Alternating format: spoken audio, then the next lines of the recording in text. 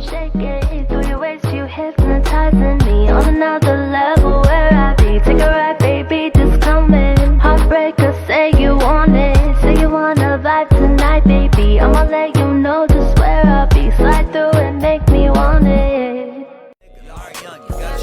Till it's over with, 10 toes in the game, I could never switch. The chopper fucked up, I killed him with some other shit. The plug on my line should kill a nil, I got another brick. Nigga, learn young, you gotta struggle till it's over with. 10 toes in the game, I could never switch. The chopper fucked up, I killed him with some other shit. The plug on my line should kill a nil, I got another brick. Got another bag, you know we out here hustling. Keep it moving on the grind, you know what it is.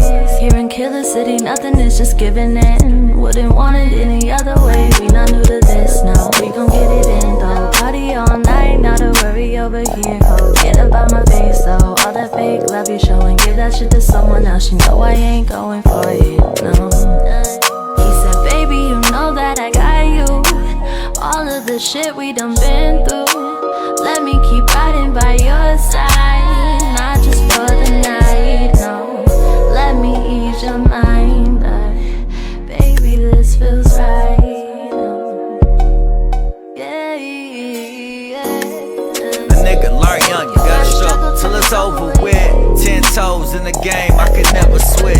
The chopper fucked up, I killed him with some other shit. The plug on my line should kill a nil, I got another brick. Nigga learn young, you gotta struggle till it's over with. 10 toes in the game, I could never switch. The chopper fucked up, I killed him with some other shit. The plug on my line should kill a nil, I got another brick. Hey, what's up, y'all? We are live. It's episode 10. This is URBNKC with Faymis Amira. I have a super awesome table of special guests today. I'm super excited for them to all just dive into their journeys and everything, but I'm going to start with just letting them all introduce themselves. I want y'all to just let everybody know exactly what it is that you do, where they can find you online, and what it is that you're known for. Go ahead, you can start. I'm Jeice, Laurant. Hey, you know, your boy, the one and only, can't clone me, the biggest demon. You know, I'm an artist, photographer, videographer. You can find me on Instagram, Facebook, Twitter at Jeice Laurant, YouTube as well. So yeah, just hit me up, bro. Period. Okay. Hey y'all, my name is Gwenny, aka Miss Light Skin Beauty. Y'all can find me on IG at Gwenny_official. And y'all, we about to turn up. Hey. What's up with it? What's up with everybody? This big bro Grizz, you know, real name Isaiah Russell. I go by my real name a lot now. But everybody know me as Grizzlee Adamz. So if you seen that name on the end of somebody's video or in the credits, that was me. I'm an artist. Right now I do a lot of portraits, a lot of paintings, but I'm a general artist. I do a little bit of everything. But I currently have an exhibit up at Gallery Loft in North Kansas City. Got 25 pieces of some of my best paintings. That was curated by Jamil Lee and Gallery Lofts. So that's what I'm currently doing right now. And shout out to URBNKC for having us all on here, and you know, let's get into it. Yes, period. And shout out to him. He was at my last URBNKC Creative Showcase. Had his art there displayed. Everybody was fucking with it. It was hella cool. Yeah, had some controversial pieces. Yeah, a little bit. You know, get a little X-rated out here. That was amazing. I was like, I love that piece. He said, I've been holding on to that thing for about a year. She talking about the slobber gobblers. Mm-hmm. It was an amazing piece. If you don't know what I'm talking about, please go look on my page. You'll know exactly what I mean. But no, seriously, his art is amazing. The way he's able to bring that to life is like sick. His vision is super awesome. So if you've never seen his pieces, go check them out. He's amazing. Again, it's Grizzlee Adamz online. Appreciate it. So the other two artists, music artists. So of course, you know, I like to keep the music up in the mix. Right now, let's talk real quick about your current projects. Tell me about what the latest thing is that you've dropped and where people can find it online. The latest thing I dropped is my Slut Me Baby song, One Mic. You can find it on YouTube right now. Hey, stream that for me, gang, you know. Yeah, that's what I got going on right now. It's my Slut Me Baby song. I got the real video on the way, shot by Original Frame. That's my man. So that's, you know, #1 cameraman to me in the city. Hey. So y'all go holla at it, bro. Shout out to him. I love him. Okay, period. And you? So my newest drop was Caterpillar Smoke off my newest album, Gwendolyn, set to drop in October. Yes. I'm also currently working on my first networking collaboration festival in Kansas City called the Gwendolyn Festival. So I've been really pushing my pen in that area and just, you know, trying to put my stamp on the city in my own unique way. Yes. So, yeah. I'm so excited for that. Dive a little bit more into Gwendolyn. and let people know like exactly kind of what to expect. What are you building so far without giving too much away? I know you've got like official flyers and things that'll drop, but you know, what can people know to expect from that? So much. Basically, I'm bringing the world of my own creativity, musical creation to the forefronts of Kansas City by bringing the best KC creatives to the forefronts. So kind of an idea of what this is looking like. The Gwendoland Festival, it's a networking collaboration festival.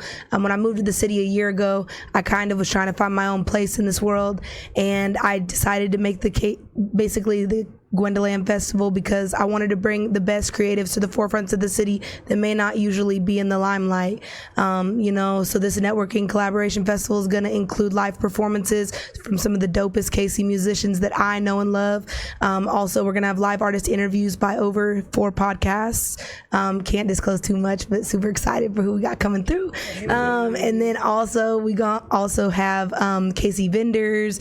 Of course, we're going to have, the live artist interviews, and we're also going to have a fashion show with KC models, which I'm super excited for. We had a casting call a few months back and just really bringing some amazing talent out as far as dancers and models and vendors and creatives. It's just going to be the ultimate fest that KC needs. Period. Super excited about that. Super excited. I love when somebody's able to bring their vision to something like that and bring something to the city where people can kind of come together in a positive light, without no kind of drama or no kind of, unnecessary stuff and come together for a positive reason. So shout out to you for creating something like that. And you said you only moved to Kansas City like a year ago, right? Yeah, a year ago. So everything's kind of new to me. I'm still learning my streets and everything. She's just becoming a Kansas Citian. She's just becoming a Kansas Citian, but already finding something like that. So originally I'm actually from Smithville, and then I moved down to Osceola, Missouri after about 7th grade. And then I moved to Washington for about 6 months and then came back here to pursue my dreams as a musician. So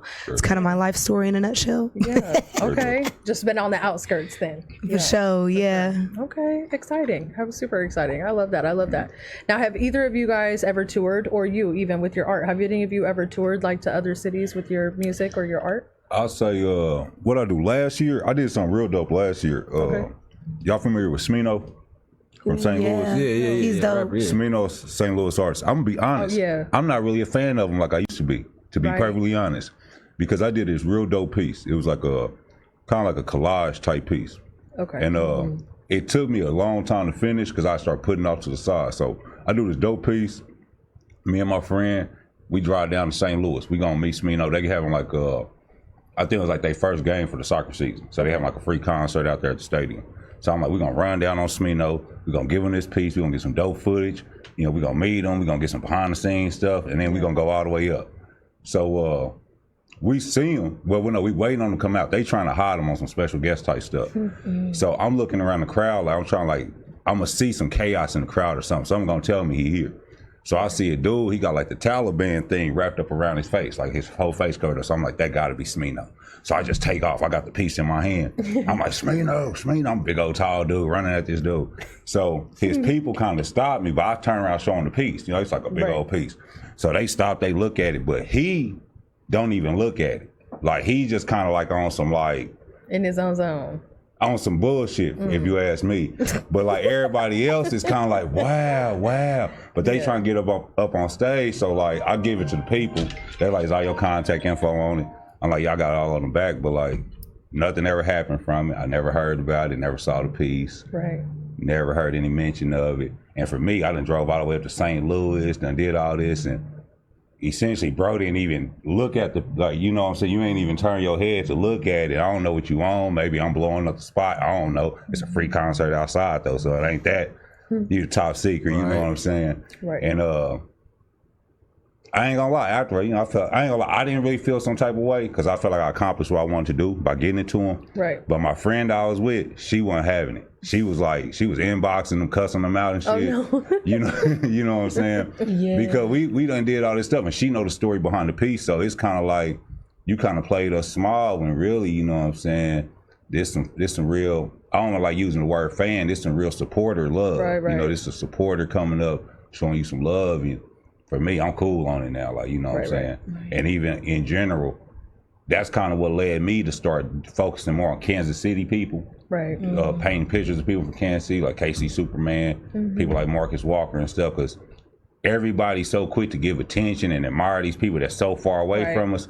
I'd rather represent these people that I know and I That's can here see. in the city. That's absolutely right. Yeah. I feel like people forget how long it takes for us to really curate our own art to, you know what I mean? So like the time that you put into that painting, you know what I mean? Like it wasn't appreciated on the basis that he didn't realize how long, you know what I mean, it took you to do that. Right. And sometimes I feel like people need to really remember that as creatives, you know, it's a lengthy process to really create the beauty in our craft. So please appreciate us. That's right. Appreciate the art. I mean, it's cool if they don't, because I ain't even gonna hold nobody. If you a real creative, you can't really go around waiting to be appreciated. No, for sure. Right. But it is noted. It's like, oh, I recognize that I'm not appreciated here, so let me not invest too much energy over here. You know what I'm saying? Yeah.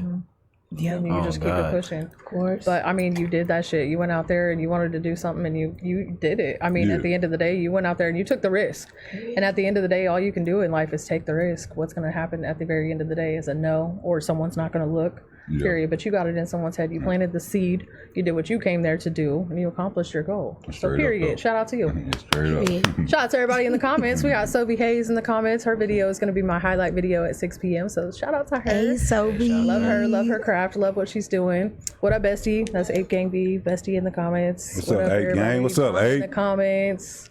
Dantego in the comments. We got Mo5 in the comments. What up, everybody? Shout out Shout out to Mo5. everybody. Yeah. Let me see Much love to where everybody everybody in the comments. We love it. We love it. All right, so y'all, real quick question. Oh, shout out to Abelini.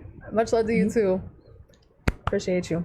I'm real upset at my best friend. I just want y'all to know, if y'all saw his status on Facebook today, Ape Gang B, if any of y'all know who he is, he's a rapper here in Kansas City as well. And he most definitely dropped a bomb on everybody here today and said this is his last day in Kansas City. Word. He's leaving. What? I'm so mad. I was upset. He swear. But I also am so proud and happy for you. And I'm so excited for your next step, where you're going, and, you know, all the things that you're going to achieve, and, you know, the new direction he's going with his music. So shout out to him for all of that, and much love. Shout out to Ape Gang. Congratulations. Hey, shout out to Ape Gang B. Shout out to him. Shout out to everybody doing their motherfucking thing here or wherever you're doing it. If you got to take it somewhere else and do that shit, do that shit. You know what I'm saying? A lot of people that I know from Kansas City had to go somewhere else and do their motherfucking shit. We got people in Atlanta popping for, you know, KC hella hard. We got people in Houston, Dallas. We got people in California repping Kansas City hella fucking hard. So shout out to everybody just doing their damn thing. Let me ask you on that topic then. Like, I feel like Kansas City is developing a better like infrastructure for its talent. For sure. But do you still feel like you got to lead Kansas City? I don't think so. I think that it depends on the person and the perspective, and I guess probably how much they put in that here, and where they feel like they are creatively and maybe blocked as well. Because some people maybe feel blocked because they're like, I've never been outside. And I get that because I've been so many different places. So I get the need to go the other places. But you can freaking tour. You don't have to move. You can tour, you know what I'm saying? You can get on the road, go tour, go, you know, book some flights, go whatever. And you know me, I'm international with it. So I go to Ghana, I go to Nigeria, I go to the places that I want to go. If I want to perform there, I'm going to go there. And I'm going to perform. Have a tour coming next year. Y'all tap in. So I saw that. That's awesome. why you Congratulations. Thank you. I can't wait. It's my third international tour. Yes. Period. But yeah, y'all. So I don't contemplate leaving mainly. Like, I don't know, I be traveling too, and like getting in the mix in like other places. Like I go to New York all the time. Like, I'm finna leave in a couple weeks, so I be in the mix, bro. And it just, I don't know, it seemed more faster. Like imagine all the stuff we do, but it's like it's 24/7 up there. Like Right. Yeah, some places it's only move a turned whole down lot for like faster. 2 hours, from like 4:30 to 6:30, and it's No, right back facts. cracking. Like y'all didn't just do that yesterday. So it just like, I don't know, I feel like the constant like attention that's, you know, available, you know, like I think that's the difference. But like you said, we developing the infrastructure, you know, I see it. So I got a question for everybody a little bit. Like, do y'all feel like Kansas City is built to create superstars? Because even the stars we got, we don't really propel them to that superstar status. I think that it's all about what you make it, honestly. You know what I mean? Because I feel like it's all about the mindset, too. You know what I mean? If you have the mindset that you could thrive and bloom where you're planted, you know what I mean? Like, you could really do anything. Who are superstars? Kansas City don't breed. It's not that we don't have the talent for it. it's like the collective people. The people have to choose you to be a superstar. The people have to champion you as a superstar. Take Tech Nine, for example. Biggest independent recording artist in the nation. Don't get a lot of spins on the radio. That's true. In the hood, I don't hear a lot of people spinning them. Everybody acknowledges them, respects them, but for you to be that mega star, everybody kind of got to get behind and champion it. And the demographic in the hood ain't his strongest fan base. It's other demographics that's his strongest fan base. We got Eddie Griffin. We don't acknowledge Eddie Griffin as being somebody like a big. Can you be a megastar from Kansas City? Can you really? I feel like Janelle Monáe is. She probably the only one. But do she really be repping KC? Like this a KC thing? I mean, I feel like she says that she's from KC, but I don't feel like she's just out there repping it all the time. But how much does someone have to rep it for it to be enough for us? That is true. If you like on some Jay-Z type it's stuff, just like, it's you know, New York all day. That's true. Facts. Yeah, but I'm just saying, is her being from here not enough? Yeah. You know what I'm saying? Is our love for Kansas City not enough for us to be like, we can support her because she's from here? That's what it is. Regardless of if she's out there shouting it, you know, how much does she have to shout it? It seemed like the people, the people, not the creatives. It seemed like the people from Kansas City don't want to acknowledge you as being as creative and as talented as you are. It's like, facts. Yeah, I can't see you as being that big because you here. You accessible to me, so I can't see you as this big mega figure. Even though you got the talent, the persona, the charisma, but you from Kansas City, so you must not be all that then. That's how I feel like a lot of the patrons of Kansas City are. And then they'd be champions. I feel like some people do look at it like that. Champion some BS though. Bullshit ass rap. Hey, Bellini says, Killer City kills your dreams. It Hey, can it be ain't like no that lie, sometimes, for sure. Yeah. People let it. And I feel like exactly what she said, it's a mindset thing. If you let that negativity and that like bad energy drag your business or your shit down, then that's a you thing. Like that's more of a you problem than anything else. I feel like then you need to check your energy. You know what I'm saying? Because at the end of the day, it's like you can let somebody drag you down or you can continue shining in your own light. At the end of the day, like I always say this on every single episode, we all have the same 24 hours in our day. So what you choose to do with it, that depends on you. And with that, how about we get into what we are drinking today? Late nights in Ghana, on the beach side so high, na na na. Turn it up, na way up, wind it back down low. Move it back now, or the way you lose control. Take me back to that night in Ghana. Whoa, oh. Take me back to that night in Ghana, na na. Oh, oh. Baby, take me back to that night when it was just us. And like literally straight. All right, so that's what we drinking today. Oh my God. So anyway, I made it right before I came here, and I like to, you know, if I'm gonna make it in the jug, I like to record it right before I come here and then just, you know, do it myself. But I found a little inspiration on TikTok, but I kind of did my own little twist. So period, here it is. Gosh, you know, drinks out here. Hey now. What do you call this drink? I don't even know, but it's pretty much a lot blueberry. So we're just gonna go with blueberry twist. Okay. Blueberry twist. I'm fucking with it though. Blueberry twist. Yeah. I'm fucking with the blueberry twist. No, you can go ahead. Drink. Go ahead. Drink. Okay. I already tasted he said it. no toast. I was like, I didn't know if we were doing a cheers. No That's okay. toast. Hey, I my already bad. tasted that shit. It's I've good been as quick hell. to shit my shit. Hop to it. She is also a bartender, y'all. Okay. Period. Oh, shit, salute. It is hidden. I'm like, yo, this is kind of fire. She's a woman of many hats. Hey, listen, and people know, my friends know, you know, at every function, no matter what they bring, it's all going in the same container. I don't care what you bring. So if you mix or if you don't mix, I'm gonna need you to get the hell away from me. But on the podcast, I keep it light. I don't mix too much. You know, I might have mixed some wine with some tequila, but I'm not gonna mix like the Henny with the tequila with the everything because we do that at the function. Yeah. So what we have in here is the Jose Cuervo, the blue agave. I like the blue agave. And then I have the tropical wine. That's like their brand name, blueberry.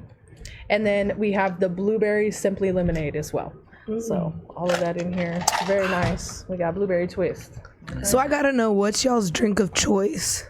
If y'all had to have a certain drink of choice, what would it be? Like creative or just a drink of choice?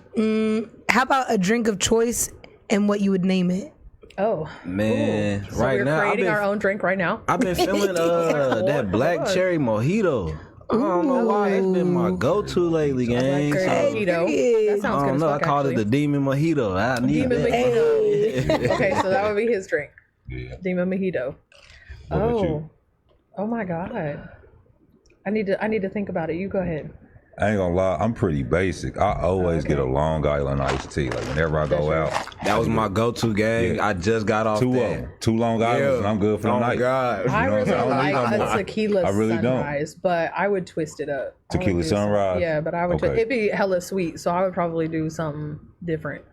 I don't know, like more citrus, less sweet. What, like a lemon drop or I don't something? know. Like I would make it Every a girl tropical, lemon like drop. a tropical something. Lemon drops is There would be fire. some twist. Yeah, the lemon drops be fire as fuck. Maybe like a that mixed with like a lime drop, not a lemon drop. You know? Yeah, mix that shit up. Fire. What about you?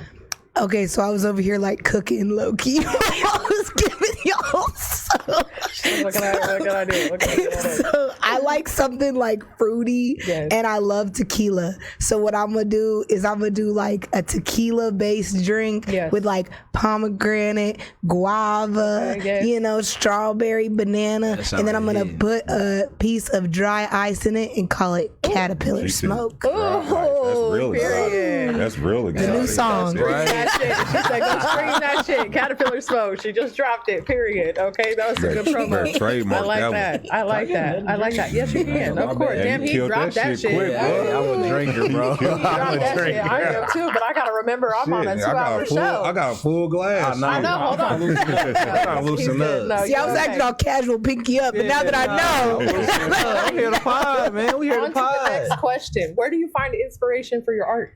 You can go ahead. Say for me, just like my life, and then just like sometimes like the people I work with inspire my art. You know, I be making a lot of songs for the girls, so it just be like, if I'm about to go work with you, I gotta make a hard song. So that's really what keep it going. Like, Okay. shit, making sure the ladies entertained for real. For real. Period. That's So it. it's the entertainment. It's Yeah. the, period. It's the reactions. Yeah, just the reaction. Like, damn, Okay. that song was hard, bro. Oh, you sampled this. Like, I used to dance to that. Like, yeah, gang, I got you. You know, make a whole vibe. So, Okay. yeah. I like that. Cool. And you? I'd say I feel really inspired by seeing other creatives do their big ones as well. You know, I'm one of those people that I've never been selfish. You know, I love seeing everyone eat at the same table. And, you know, I feel empowered by being also around people that, you know, are doing their big one because, you know, knowledge is power. I feel like if I'm around people that could positively influence me, I could be the best creative that I can be just off of learning from somebody else and off of learning through my own creative path, you know? Right. So I just feel inspired every day around doing what I love. So, yeah. I love that. I love that. Good answer. Period. And you, Grizz, where do you find inspiration for your art? My inspiration, where does my inspiration come from? A lot of it does come from people. Me being a portrait artist, I'm mainly painting people anyway. Right. But outside of that, it's more internal for me. You know how they kind of say, what they say, like the kingdom of heaven is inside of you type stuff. Right. Yeah. You know, the idea that all the answers that you're looking for are already in you. You kind of got to like explore yourself to find these answers. So you kind of go through these moments of solitude, these moments of silence. And if you listen, things will come to you. Right. You know, it'll be little things that kind of scratch you. It'll just be little things itching you a little bit. And that's your inspiration. That's speaking to you. So if you listen and you trust yourself and you trust these feelings that come to you, your inspiration will come internally a lot of times. Because there's plenty of external stuff is designed to keep you distracted. So I think it's important that you focus in on who you are internally as a person so that you can get that pure, genuine inspiration to really be able to express who you are and not be just expressing all this stimulus that you always receiving from everywhere, you know. So internally, that's where most of my inspiration comes from. Yeah. You know? That's a good answer. Like, nothing's outside of yourself. Yeah. Got you. You know what I I'm love saying? that. Right. That's big facts. I was just saying something like that today. Like, if you really want to do something, you can achieve it. Like, you really want to. Yes. I always say I get whatever I want because I will work hard for whatever the fuck I want, and I'm going to get it. I got this theory. God. I got this wannabe theory where a lot of people don't like it, but I don't like. We all use the word want. I'm not saying don't use the word want, but I don't like when people say, I want to do this, I want to do that, I want to do this, as if it's something stopping you from doing it. You know, because to be something is just to be it. You don't need other people to validate you. Right. So if you sincerely being something, other people acknowledging you really ain't gonna matter if you actually doing it. Like you get to a certain point with what you're doing where compliments really don't matter no more. Yeah. You know, so I don't really like when people say, I want to do this, I want to do that, one day this, one day that. Man, if you really want to do something, just Do it right now. Just do it. Yeah, just do it and Right be now. it. You know what I'm saying? Oh, And you have to manifest, you know what I mean? Like, I feel like people forget sometimes that throughout your creative process, like you manifest what you want and you speak it to an existence, you know? If you don't talk like, you know, you're going to do this, kind of like what you said, you know what I mean? Because I mean, if you talk about I want to, you know, that's leaving a little room for doubt. Yeah. Why are we leaving that room for doubt when we could just say, I'm gonna do this, I'm going and then to. but also it comes with putting intent behind it. You know what I mean? You got to put intent behind what you say and actually make that action happen, because it ain't gonna happen for you. Yeah. You know? Yeah. You got to So- take the steps, take the risk. Like we were saying, take the risk. Absolutely. Because without taking that risk, without taking the steps, you're not going to get nowhere. Exactly. Even if it's a baby step, even if it's one step a day, you moved. I think the hardest thing that be with that is that, like, it's people you know. This is why I find people falter the most. Is when you dealing with people you know. I'm cool with these people. I care about these people. Yeah. But they make a lot of excuses. Yeah. So I don't really want to be honest and tell you full of shit. So I kind of might pamper you, pacify you a little bit. You know, just let you talk your bullshit and not say what I really feel. And I think that's what starts to hold the whole collective back, because you got to be honest. If somebody full of shit, they just full of it. Yeah. Even if they your homie, even if they your peoples, you Can't full do of nothing shit. about that. And that, bullshitting that nigga. yeah, it ain't gonna get us nowhere.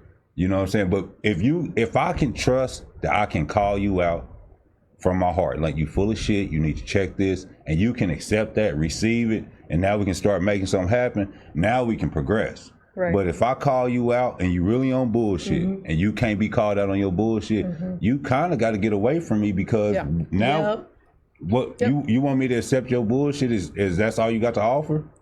I feel like that's where people need to learn to take criticism too. You know what I mean?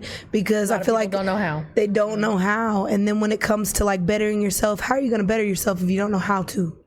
But then also, how do you expect to better yourself if you aren't planning to fix the things that someone's trying to coach you on? Because someone tells me that, you know, I'm not doing something right in my own career, I'm definitely going to take a mental note of that. And I'm going to work 10 times harder just to make it shake. You know what I mean? And to make something of myself and just to grow, because there's no growth without change and being uncomfortable. You got to be uncomfortable, and you got to be learning to take that criticism and take that step to better yourself.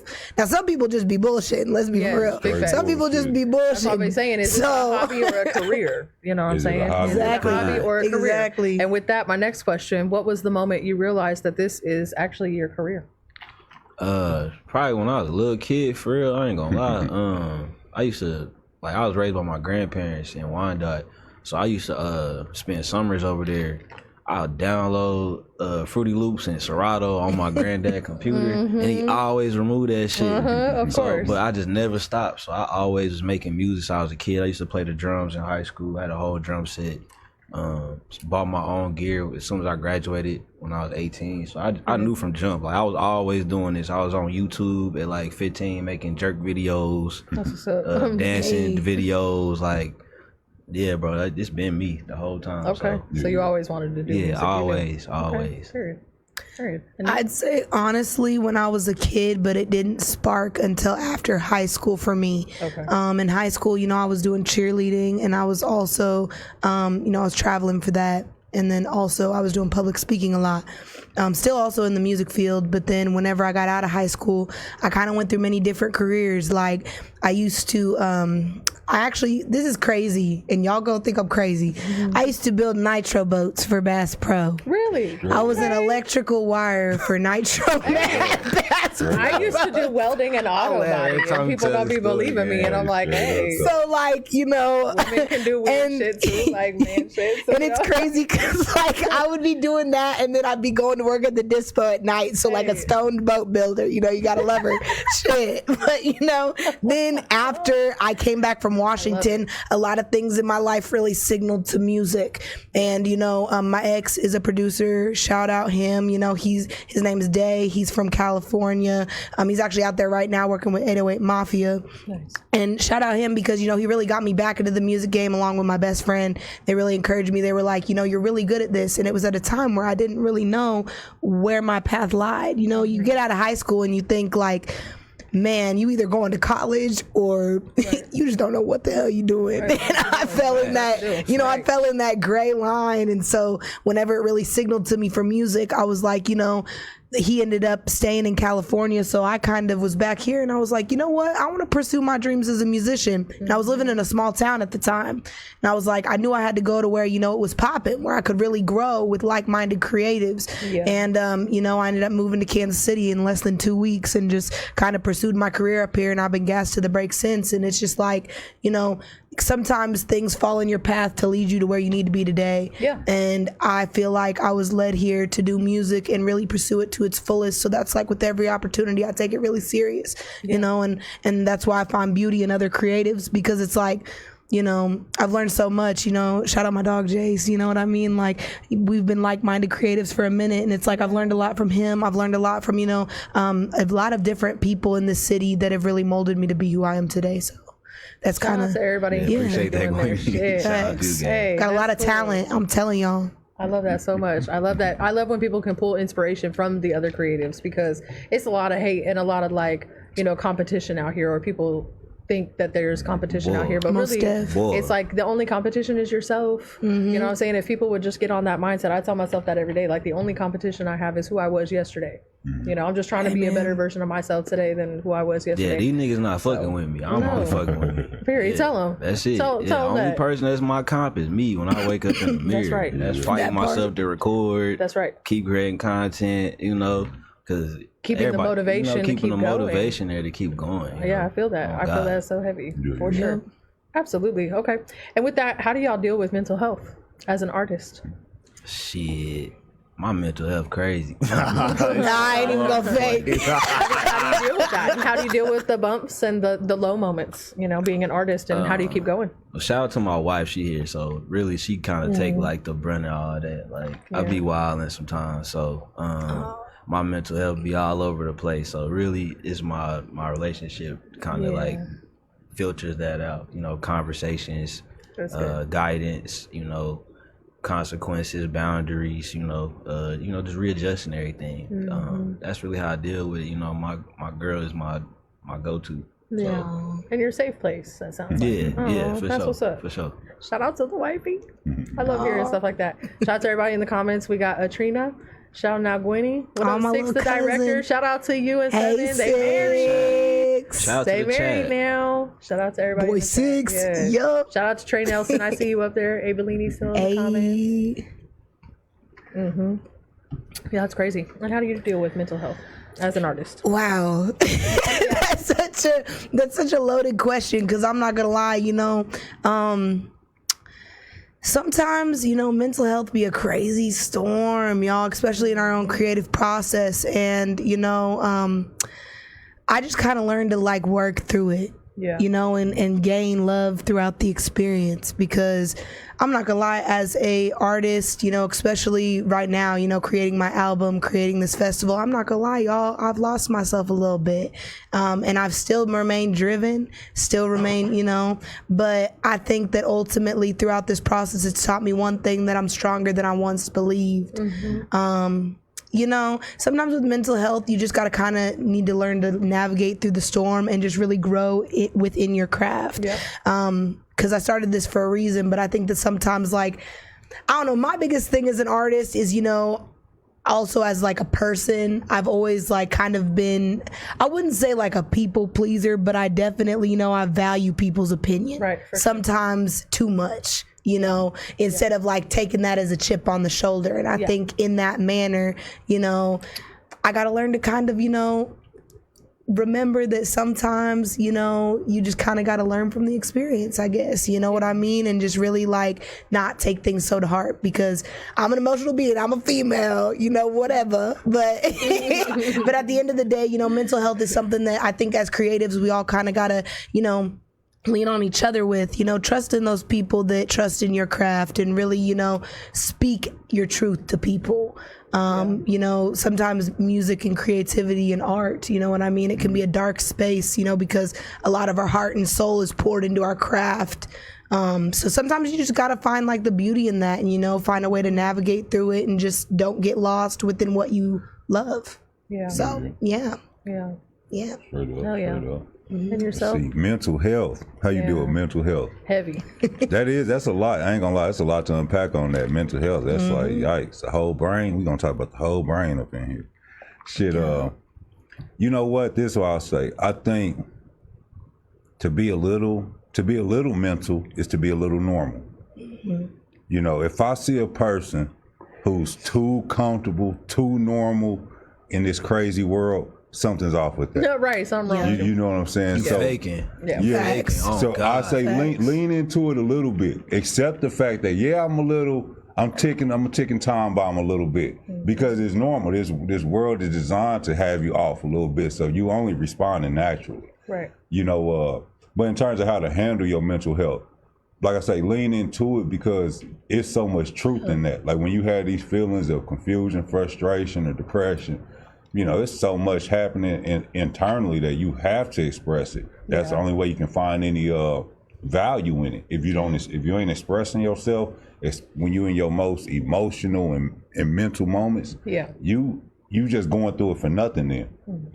Because if you sit down and you find a way to push something out, whether it's some music, an ideal, a thought, something creative, you're going to get some quality from yourself that you wouldn't have got in a regular state. Yeah, that's facts. So mental health, it is a state of mind. You can choose to be a victim of your mental state, or you can conquer your mental state and use it to your benefit. That's right. That's a bar. Yeah. That's a bar. So me as an artist, like a visual artist, when I'm feeling kind of mental, I try my hardest to sit down and paint because I know this one I'm gonna get the best stuff right now. Yes. You know what I'm saying? And it's kind of true because as a singer myself, I feel like I write the best when I'm like super pissed or super upset or like really sad. I write my best shit. I can't do nothing with my mental health trash. I ain't recorded nothing in a month. Why not? I don't want my emotions to tap into the art, like and direct it somewhere different. Like, why not? Cause it's a theme to what I got going on. I don't want because for you create right just for entertainment, not with emotions. Yeah. Right. So he doesn't create them. But sometimes I feel like unlocking a new skill and really showcasing that in a different way can sometimes shock your audience in a good way. That would be it's that. You know what I mean? I did that. Like I let my emotions dictate like my first couple projects. And it's right. And how was that experience? I don't know. Y'all ain't heard about them things. That's why I don't do it no more. Shit, y'all like my new shit. I ain't doing none of that. I ain't putting none of the beef in none of that. None of my current emotions, anything I got going on. Nah, I'm keeping it to art and keeping it that. Okay. I feel like you got to go where and I feel like you got to go where you're most comfortable, you know what I mean, to really thrive in the best way you see fit, you know what I mean? So like I can't record when I'm stressed out and none of that. I just got to chill, bro. And then once I'm back centered, you're going to get all them songs. You come flooding right out of me, But I think I remember you saying in another interview that you don't like particularly write anymore. You just kind of go in there and do your thing. Yeah, I don't write. See, for me, I'm so opposite. I have to write. So I can write in the angry state. But like when I go to record, I can't record in an angry state. Like I'll be chill when I go to record. But when I'm writing in an angry state, cool. What you can do with talent. I always tell everybody, if you can just go into the studio and record whatever you about to do and just like kind of off the top with it, that's talent. I can't do that. Yeah, that's why I don't put my emotions in because you're gonna start knowing I'm talking about. It's gonna sound like a diss song. I don't want that. Right, I you don't want it to be like, close to home type shit. I don't want none of that to get deterred from the theme of what I got going on.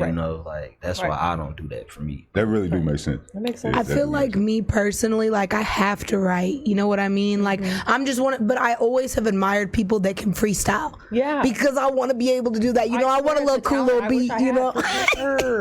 Facts. sure. You know, you get a cool little beat on, you could just really ride with it. Listen, I'm over here There's a like whole in the lot of studio, shit I like can pin do. the That is pad. not You know what I one of mean? those. Like, Just try it one time, Gwenny. You know, just sit Facts. there. I put the need pad- to. pad Now, away. You know? I can Freestyle vibe right right, now. but not Shoot, Freestyle you throw right some now. out. That's facts. Shoot, I'll be like, man, I've been working on my freestyling though to really pop out with something different because you know, writing to me is just like home. Like you know, when I go to freestyle, I think I'm not as confident in it, but also I haven't given myself enough confidence in it, which is my own flaw. You know what I mean? But whenever I write, you know, it's just something about it, you know, especially with R&B, like it's BTA. Yeah. Listen, like I love writing, so, I know what she's but saying. eventually I want to unlock that skill to where I could really, you know, because I feel like if I learn how to freestyle and really grow in that, you know what I mean? Like I could produce more music at a faster sure. pace. But also with me, really my main thing about writing is that sometimes I feel like freestyling, like, and this may be just within my own creative process, you know, but I feel like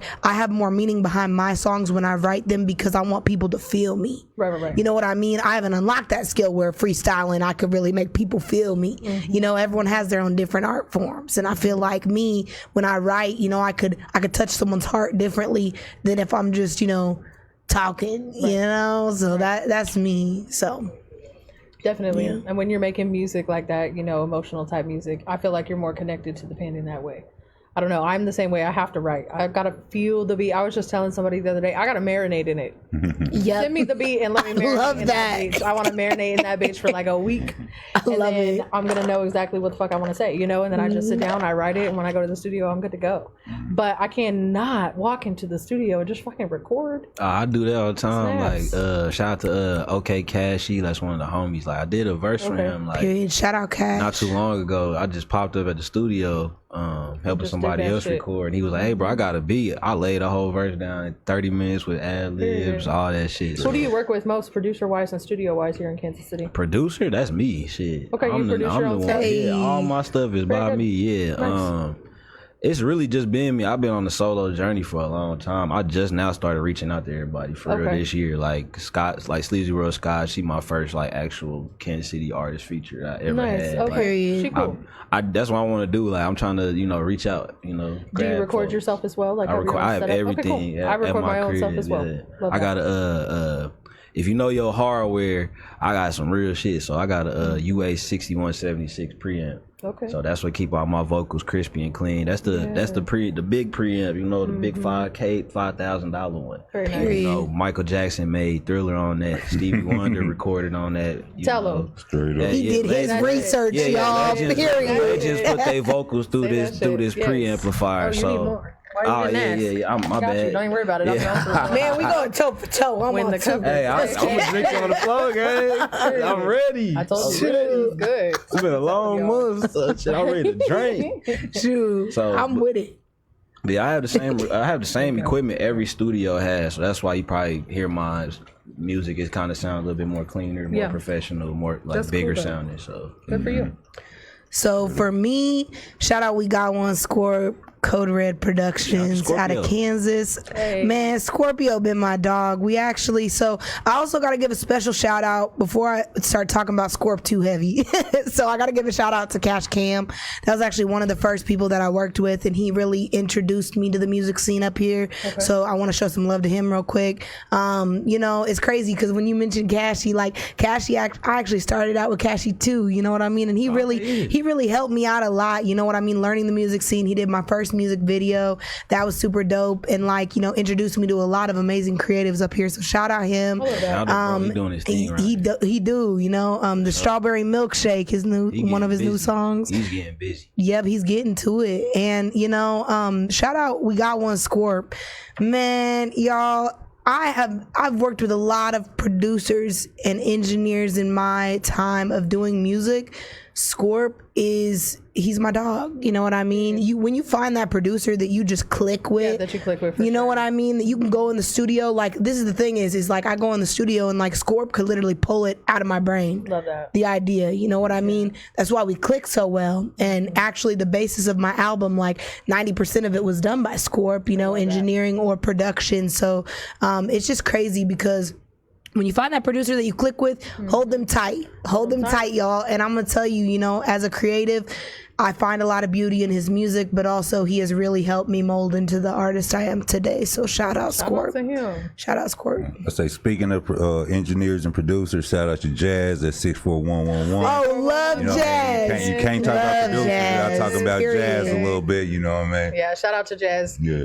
I haven't been to him personally, but I've been featured on a few different songs who, you know, they record there. And so I record myself always it doesn't matter what song, I record myself. And then I'll send you the files. You can feel free to do whatever after that. But, you know, he's mixed a few of my different songs and he's so dope. He's amazing. And I did go into his studio actually one time. I did record on his microphone for a song, Rob Lowe and me. Jazz cool him up. Yeah. He's amazing. Cool as fuck. And he really is good about, you know, coaching other artists and really giving them those creative tools to do better. You know, I actually super excited. I'm actually working with him and Sylvie tomorrow. I can't say too much. I can't say too much. But man, you know, Shout out Jazz, to Sylvie. I've learned a lot from Jazz and Sylvie actually about my artistry as well and just how to really develop as a creative. Yeah. So, you know, I'm very appreciative for them and just really learning, you know, certain creative processes in and outside of the studio. Yeah. You know, really shout out to Jazz, shout out to Sylvie, shout out to Scorp, shout out to Cash.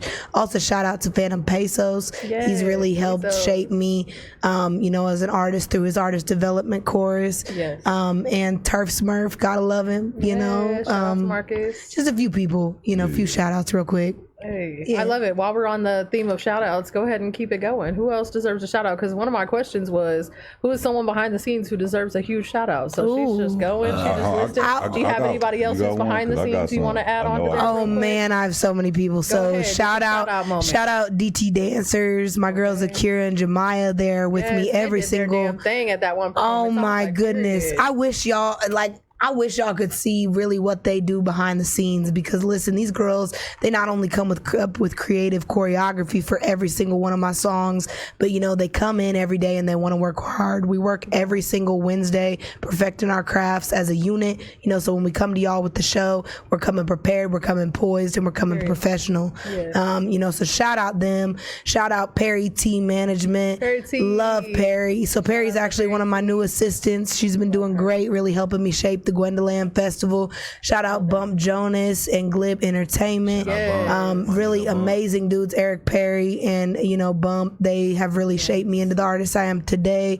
I really have a whole bunch of shout outs, but that's just to name a few, each your own, you know, but they're all amazing. So shout out to all them. And also photography wise, shout out Jeice, shout out Six, you know, shout out my boy Spence all the way from Colorado. I miss him. Yeah, shout out to Spence, shout out my nigga, bro. Miss you, dog. Miss him. And you know, there's so many amazing creatives. I could really go on all day, but those are just a few of the amazing pieces in the city. Also, D-Rock KC Photography, awesome photographer as well. Photography, you know, just a few shout outs. And shit for me. Sorry, I'm going on. I'm babbling, y'all. Y'all go. Nah, you good. Shit. Shout out to my wife. You know, she in the building. I follow her at Nina Nail Queen. She also do nails, press on nails. She ship them to you. She do your feet. Plug it in there. Yeah, I gotta plug in. You know, the family business. Plug it in. Shit, shout out to you know, the model I work with, KC Kaya. Shout out to her. She, you know, helping me, you know, push the rest of this album through.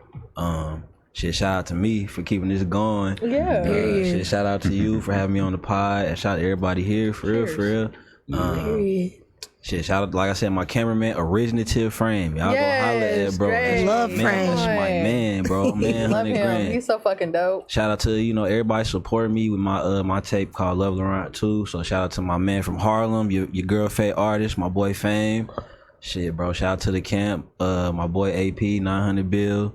Tyler Phoenix, you know, everybody, bro, you know. Hey, we're doing my big one up here. Period. Yes, cock that. Let's Go see ahead, for you. Who I got? Some shout outs. I got a couple shout outs. First, I'm gonna shout out my mama. Shout out to Mama Duke. Come through. Yeah, shout out to Mama Duke. She probably watching, you know what I'm saying? She my biggest supporter, you know what I mean? I love that. You know, W Moms. When my feet was to the fire and wasn't nobody fucking with your boy, Mom Duke still had my back, you know what I mean? Yeah, So love that. who else I got? Big shout out to Fast Lane Trey. Fast Lane. Yeah, big shout out to Fast Lane Trey from E16 because I was kind of BSing myself on my talent a little bit. For real? And Fastlane kept reaching out to me because, he was doing his podcast and he was like, bro, you the creative dude, so I kind of, come over here and do your creative stuff. Right. And he was pressing me a little bit and kind of got me out of my little rabbit hole a little bit. Good. Shout out to the Dirty 30s, because the Dirty 30s made you, boy. You know what I'm saying? Shout out to the shout out to the 30s. You know what I'm saying? Shout out. What up, Brady? Like you said, shout out to myself for not giving up on me. For all the stuff that I be going through. Yeah. To the big God, you got to shout out to big God, of course. Yes, sir. If we're gonna keep it 100. And then really Urban KC. Let's shout out Urban KC. Shout out Urban KC, y'all. Because you pretty much hit the ground running. Like, you said we doing a podcast, and then every day Urban KC got Facebook and stuff on live. I'm going, bro. I say the same shit. Shit is popping. And and you see a post, I'm looking last week, she like, we booked for the whole year, so and I get love in where that. you fit in, Love that for you. For the whole year. Thank you. I appreciate it. Shout out to everybody. Shout out to all the creatives in KC. Period. Because I'm gonna say it bold. I don't care if you don't like it. The creatives are keeping KC moving. Yeah. Because everybody got their little supporters, and shout out to the supporters, because we can't do it if don't nobody acknowledge us. Right. But the people of KC got the creatives working twice as hard, because it's not enough acknowledgement. It's not enough interaction. You'll go to a place and they'll be like, oh, that's nice, but like, give me some feedback. Give me some interaction. Give me something to actually do something with. So shout out to all the creatives in KC who, even though KC got this reputation for being a place you can't blow up from, people from KC still trying to blow up, still putting their stuff out here, still going out here to the events, knowing people gonna give them the stale face and act like they done seen this shit before. You know what I'm saying? So, my boy no ball. Hey, and that's the thing, it's like a lot of people are feeling like they don't have to do that too much of that, face-to-face interaction no more, because it's so much of social media, it's so much of the online stuff. And I'm like, you have got to remember that this does not stop. The footwork is really what's going to be your best and biggest promotional tool ever. That mouth to mouth, that eye to eye, that shaking the hand is always going to be the biggest key. And that's why Urban KC is a thing now. Because at the end of the day, y'all be outside. Yeah, outside, everywhere. I'm an artist. And so as an artist, I saw what was needed and I just made that. Like, that's all that, there is no, you can't do it. Do it. Like, you have an idea, do it. You've got a vibe, go for it. Like, it is what it is. Now with my Urban KC showcases, I got a flyer. Next one's coming up on Friday, September 26th at the Tree Room. Y'all pull up. Headlining Mars Black. I'm super excited for this. My showcases, this is my second one. So the first one, he was actually at, and he was one of my live artists, highlighted live artists that I had there, him and another one. Excuse me. And with that, this is a monthly thing I want to just continue doing, and it's bringing the economy back to the music industry. It's the difference between understanding and knowing your place and where you are in that position, right? If you're a headline artist and somebody has reached out to you and booked you to perform, you get paid for that performance, period, point blank. If you're a showcase artist who reached out to be a part of that, you've paid for a slot to come and be a part of that situation. There's a whole difference between those two situations, and like an open mic, you go to an open mic and that's a whole different thing. But we want to bring that economy back to the music industry and remember that as artists, we are worthy and valuable to be paid as a headlining artist. And when you are, the show is about you. Like, I want the show to revolve around that person. That person has to say who is their special guest. They get to bring their special guest. They get to say who gets to be on the set list in what order, this kind of thing. They want the show to be about them. We're making the show about them. This is their show. So at the end of the day, shout out to everybody who's been a part of the Urban KC Creative Showcases. I can't wait for the second one. I've collaborated with the American Underground Music Association and the Tree Room. We've also got Hollis with the Boneyard Way collaborative with me. So I'm so excited for the whole vibe. It's going to be a super big thing. But just bringing that music economy back and making people understand that it's okay to be in the position that you are and that we never stop investing in ourselves. The vendors that come invest in themselves to be in there. The showcase artists that come invest in themselves to be in there. And no matter what the situation is in the economy of the music industry, we never stop investing in ourselves. Whether it's getting our hair done, getting a new outfit before a show, buying canvases for our new art, like whatever it is, we never stop investing in ourselves. Shout out to LB Mike, because he's one of the GOATs in the Kansas City as far as the photography is concerned. And I love you. Thank you for the hashtag, but just remove the A. My urban don't have no A in it, but I love you. Thank you very much. Can I say shout out to y'all, like, cause I've been, you know, I'm from here. I've been around for a long time, been doing music. Like, I noticed, like, you know, I'm part of like, kind of like the elder statement. You know, I'm a little bit younger than everybody. That's like the Two Gun Kiwis or like, you know, guys like that. Rest in peace. Like, shout out to y'all for having this platform and pumping like all artists that's like working. Like, anybody that's working, like, it don't gotta be like the typical like Kansas City persona or the art. Like me, like a guy like me, like I'm from the city, but that ain't my music. You know what I'm saying? Like, so I just appreciate just having like the opportunity to promote myself, you know, be a different flavor, you know, that's recognized. Cause people know me, people fuck with me, but you know, I be needing y'all to like pump me, you know what I'm saying? Like, it don't mean nothing if I can't get nobody here. I'm a creative. This is a creative for the creatives. You know what I'm saying? I wanted something like this. I wanted something that wasn't just, I've been an artist, and on my last tour, my last international tour, when I released my first album, I decided to go on podcast for the first time. Shout out to Couch Talk. Shout out to Get It Off Your Chest. Couch Talk. Yeah, shout out to Rosalind and them. Shout out to everybody, because I went on a whole media tour, and I went on podcast for the first time, and it inspired me to start my own podcast someday. And I wrote it on Facebook like last year, and I was like, just wait, when I'm ready, I'm gonna drop my podcast. Like, I knew I was gonna do it. And so when I dropped this, I shared that post, and I was like, I told y'all it was coming. Like, I told you it was coming. So it was something I've been plotting on for a long time, but I was super inspired by, like, you know, what they were doing, and, you know, how podcasting is like a thing where anybody can do it, but you just have to have your own voice and your own vision. You know what I'm saying? Like, it's your platform. So for me, I wanted to be able to have something that wasn't just so the intimidating, it's just me. Like, I'm just having an interview and it's just the shine is on me, and I got to be all kind of like nervous and whatever, but bringing the networking vibe literally back to the room. And I was explaining this to them before we went live, like what the vibe is, you know, and it really is just like that whole, you walk into a place, you don't know who's going to be in the room. You don't know who's going to be in that building. You don't know who's watching. You don't know who's going to be there, but can we all get together and have a conversation and be able to vibe on some business shit, on some entrepreneur shit, on some creative shit, because we're all creatives at the end of the day. You're an artist. You're an artist. You're an artist. I'm an artist. We're all completely different artists, right? But we're able to sit at this table and have a conversation.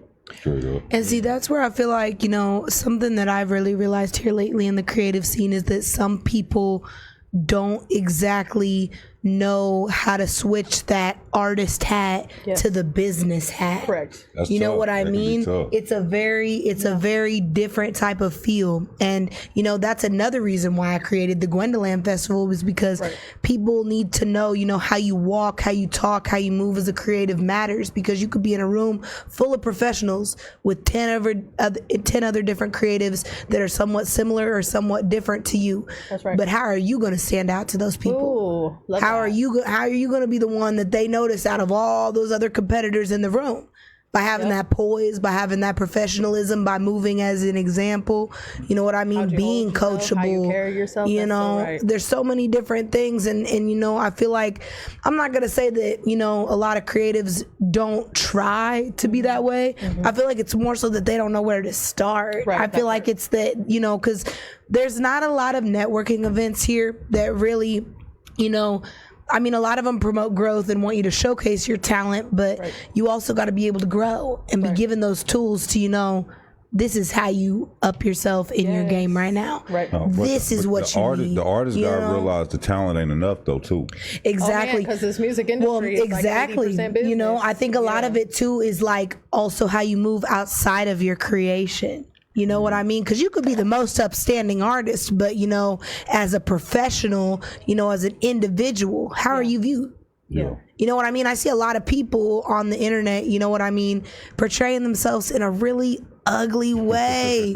You know what I mean? Real ugly way. And here's the thing is, sometimes it's those artists that are really doing their big one. You know what I mean? Which is crazy, because like you are a great artist, but how do you network? How do you move around other people? How do you choose to influence people? Is it going to be good or is it going to be bad? Right. You know what I mean? I think a lot of that as a creative, you got to really know how to hold yourself outside of your creative hat. Yeah. You know, and really know. And switch that. Exactly. Yeah, get into professional mode, get into business mode, get into, I need to remember what I'm here for mode. And it's like, you know, what does that mean to people though? Because like, let's say we talking about people who ain't doing it. Exactly. What does that mean to people? Like, what's a couple of examples you could say to kind of steer people in the right direction?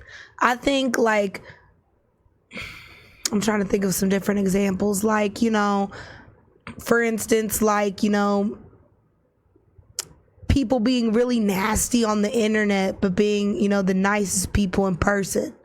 You know what I mean? Twitter I find that exactly Twitter fingers, you know, Butterfingers at that point. Shit, bro. you know, and I Internet feel, Going you know, crazy on the keyboard, because my bro. type of thing is I'm a very, Yeah. exactly. Keyboard warriors, And yeah. it's like, you know, I feel like a lot of the time, you know, I feel like people take the internet way too serious, for man. sure.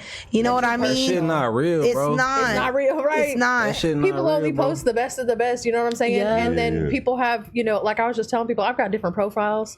Y'all see, you know, Urban KC, that's for Urban KC. I've got Exactly. a Faymis Amira profile, that's for all my Faymis Amira music. I also have a personal profile for like my grandparents, you know what I'm saying? Exactly. Like, calm down. Y'all don't see, you know what I'm saying, everybody's all their real life and Yeah, everything cut else. the It's like, parasocial you know, cut shit it out, bro. Yeah. Cut But with it that out. real what quick, you y'all, call we are at 6 parasocial? o'clock, so super quick, Yeah, we're going to yeah. just take a quick pause and do our highlight video of the week. Yes, sir. Every video Let's go. every week I like to choose just a random artist and I play their video on here. So shout out to Shovey Hayes. Shovey! Hayes for doing her Shovey damn thing. Shout Shout out to LB because I believe he shot this Shovey. video. Y'all This was put the love highlight Shovey in video the of chat. the week. We got Love. Shovey Hayes.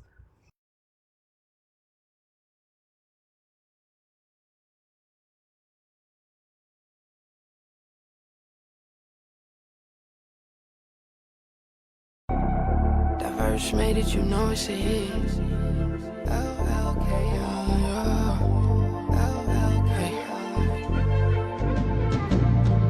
Since I can't be myself around you, I don't want you. Yeah, I could move like how you move, but I won't, 'cause I believe in karma. Hey. Whatever you put out, you getting back what you deserve. You told me the hard way, you love and you learn. Taking you the word, if it's over, gave the word. So what I do now ain't really none of your concern. Talking crazy, trying to get me out my character. I'm reminiscing in my head about how we fell in love. Remember nights confiding in you while we cuddle up. I really had it in my heart that you was the one. Now you want some bullshit, and I'm still respectful, so I won't call you a bitch. But you pressed the button, no one's ever really hit. Had me feeling insane for even dealing with your shit. Projecting onto me like I'm a Stewart film screen. For every single scar your exes caused, you blame me. You really had me fooled, thought we was on the same team. Was really only for yourself, pretending you was here for we. Since I can't be myself around you, I don't want you.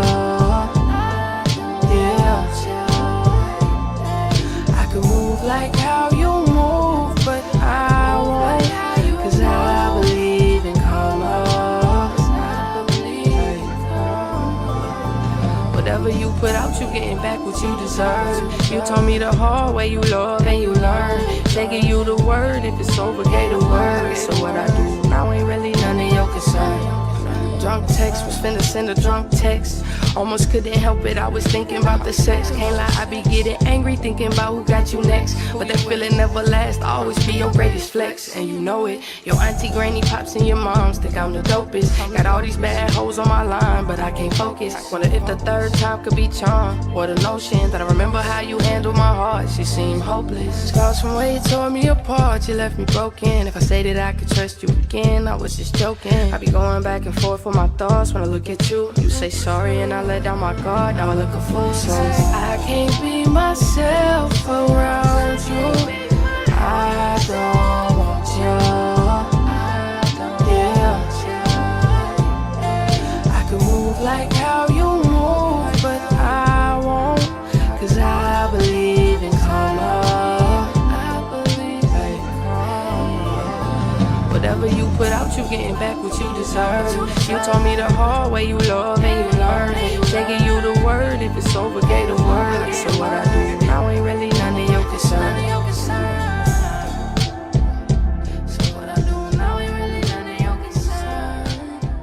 The mood and the vibe, but Shout out to Sophie Hayes. That shit was popping. Love. Hey, my love dog, that song. Sophie. Love that song. That was Listen, Sophie, I gotta speak on Sophie real quick. Sophie, I love her. an amazing creative. Oh my God. I So gotta like, link with you R&B motherfuckers. listen. Sophie is one of them ones. I mean, a unique gem. Listen, like For sure. working with Sophie, I have been working with her throughout the past few months. We've been really curating this new song that we got, and you know, throughout the creative process, I've not only like grown throughout this song, but also like she's really challenged me to not only think of myself as a creative and as an artist, but as a businesswoman too. Like, how do I want to lead my brand? Right. How do I want my brand to be represented? And, you know, ultimately just really inspiring me to do more. So I just want to tell y'all, I don't care what anybody has to say. Sophie one of them ones, y'all. Y'all better give her flowers. Shout out Sophie. Love Sophie Hayes. Like her creative process, you know, and just how she curates a beautiful song and just really makes people feel her craft. Yeah. That's something that, you know, money can't buy. And also, you know, that's not on you, that's in you. Like, for real. Shout out Sophie. Definitely a different breed. Definitely W a Sophie different Hayes. breed. W in the chat for Sophie. Crazy good song, crazy good video. Shout out to LB, because I know that you a part of the whole team and everything as well. LB a goat as fuck on them visuals. Period. He did my 4 a.m. song and my level song as well. So shout out to LB. I saw that. That was spicy. That's Girl. spicy. I gotta tell you what Everybody your was music. like, why, hold on, why the choice of just women? And I was like, why the fuck not? Like, I'm bisexual, and so like, why not Period. my side that like likes the Women women? fire. Like, what the fuck, you know? Women I'm are just like- fire. What we so talking that about? video, I've always had a guy like in all my videos, and this one I had 3 girls. I ain't know about having some ladies in your video. Yeah, it was hot. That's why I was on 4 a.m. Check that out, and then It's a Levels. That's one of my vibe. older ones. So if you're like, girls love girls where I'm from, yeah, girls love girls. That's the song you want on your playlist. Period. Okay, I'm just trying to tell you. Okay, and we got tap into the page too. I've been sharing flyers for like every event. You know, if you know anything about what I've got going on Facebook, he was just saying it. I've been sharing everything. If I see it, I share it. Like I'm really tapped in, like flyers and stuff like that, all the events and everything. He said you wasn't lesbian enough. Shut up, LG. He said, because you know I'd be nervous as fuck in front of the cameras. I hate being in front of the cameras, except now I'm in a podcast, so that's a whole different thing now. But for a music video vibe, when it's just you and the camera, it's so weird. I don't know. I hate that shit. And then he's like, I'm like, we're going to be gay as fuck. I'm telling him in the text message, it's just going to be gay as fuck. We're going to, you know, it's going to be a gay video. He's like, great, you know, no problem. And so like we get there, you know, we get there to the hotel and shit. Awesome. He knows me. I don't ever come up with like a plan or like I don't write it down. We just show up and we shoot. Like that's what we do. And we just get there, and he's like, "You got to be a little more gay, Faymis." And I'm like, I don't know if I can be any more gay than what I'm being right now. Calm down. We're like in a hotel full of people, but it was cool. It was a really good vibe. Shout out to all my girls that were in the video. It was a really cool vibe. Check that shit out. 4 a.m. On to the next question. What sets y'all apart from the others in your particular field in Kansas City? What set us apart from the other? What set me? You said what set me apart? What set you apart? I feel like that's what set you apart. What set me apart from these niggas? That's right. He said, let me pour real quick. Hold up. Let me tell you what set me apart from these niggas. First off, these niggas ain't me. That's the first part. It's not me. That's the first part. You know what I'm saying? Let them know. The other thing is I ain't gonna lie. I cover so many bases. See, a lot of people don't know. I started off doing so much other shit. I started off with art. Okay. Straight art. You know, then I was hooping. Because, you know, I'm a 6'6" nigga. So I was on the hooping shit too. Up there. But then I was That's why you mentioned Marcus Walker. Okay. I see why you mentioned Marcus Walker. Okay. You know what I'm saying? And then he went to my high school. He went to my high school. I'm from O'Hare. Yeah, straight up. Yeah, And shout out, hey, I ain't gonna say too much. I ain't gonna say too much, but shout out to Marcus Walker. Yeah, shout out to him. If you know, you O'Hare know. legend. If O'Hare you know, legend. you know. We ain't saying too much right now, but shout out though. You know, we you know, it is. You know, yeah, straight up. Oh, I don't know. I seen some posts, but I didn't know what happened. We keeping it cool right now. You know what I'm saying? Very demure. Then I did the rap thing. You know, I was with Kite Gang. Shout out to Kite Gang, because I was with the rap shit too. So I cover a lot of bases. So and then shout out to the Living Legends, because we was on our dancing shit too back in the day. Like all that shit dancing shit you seen that 816 day. Like we some pioneers of that shit in KC. Okay. So I really do know what's going on in a lot of these different scenes in Kansas City. So that's kind of why I'd be a little uninterested, because like I kind of done been there, done that already. Right. You know what I mean? And I be realizing a lot of people are full of shit, and they want you to pay attention to stuff that ain't that serious. I done been there, and I know who's serious, and you ain't it. You know what I mean? So when you ask what separate me is, I really know my history from doing this stuff, and I'm still in it. I choose to still be in it. You know what I'm saying? Because the passion is really there. Right. So that's one of the main things that set me apart is I'm not just here to be here. I'm here because I'm a necessity to be here. That's right. You know what I'm saying? So that's me. Say that shit. Hey, shout out to Grizzlee. Fuck, you heard it here. Go ahead. I feel like we switching up. I feel like what sets me apart is my creativity and my drive to do what I do. You know, I've always been one of those people, like, being on one level ain't enough for me. You know, I've got to do more. I've got to challenge myself again. You know what I mean? Because how am I going to grow? How am I going to be the best creative I can be without taking that next step? Being willing to have that student mentality, being willing to, you know, be the best creative that I could be.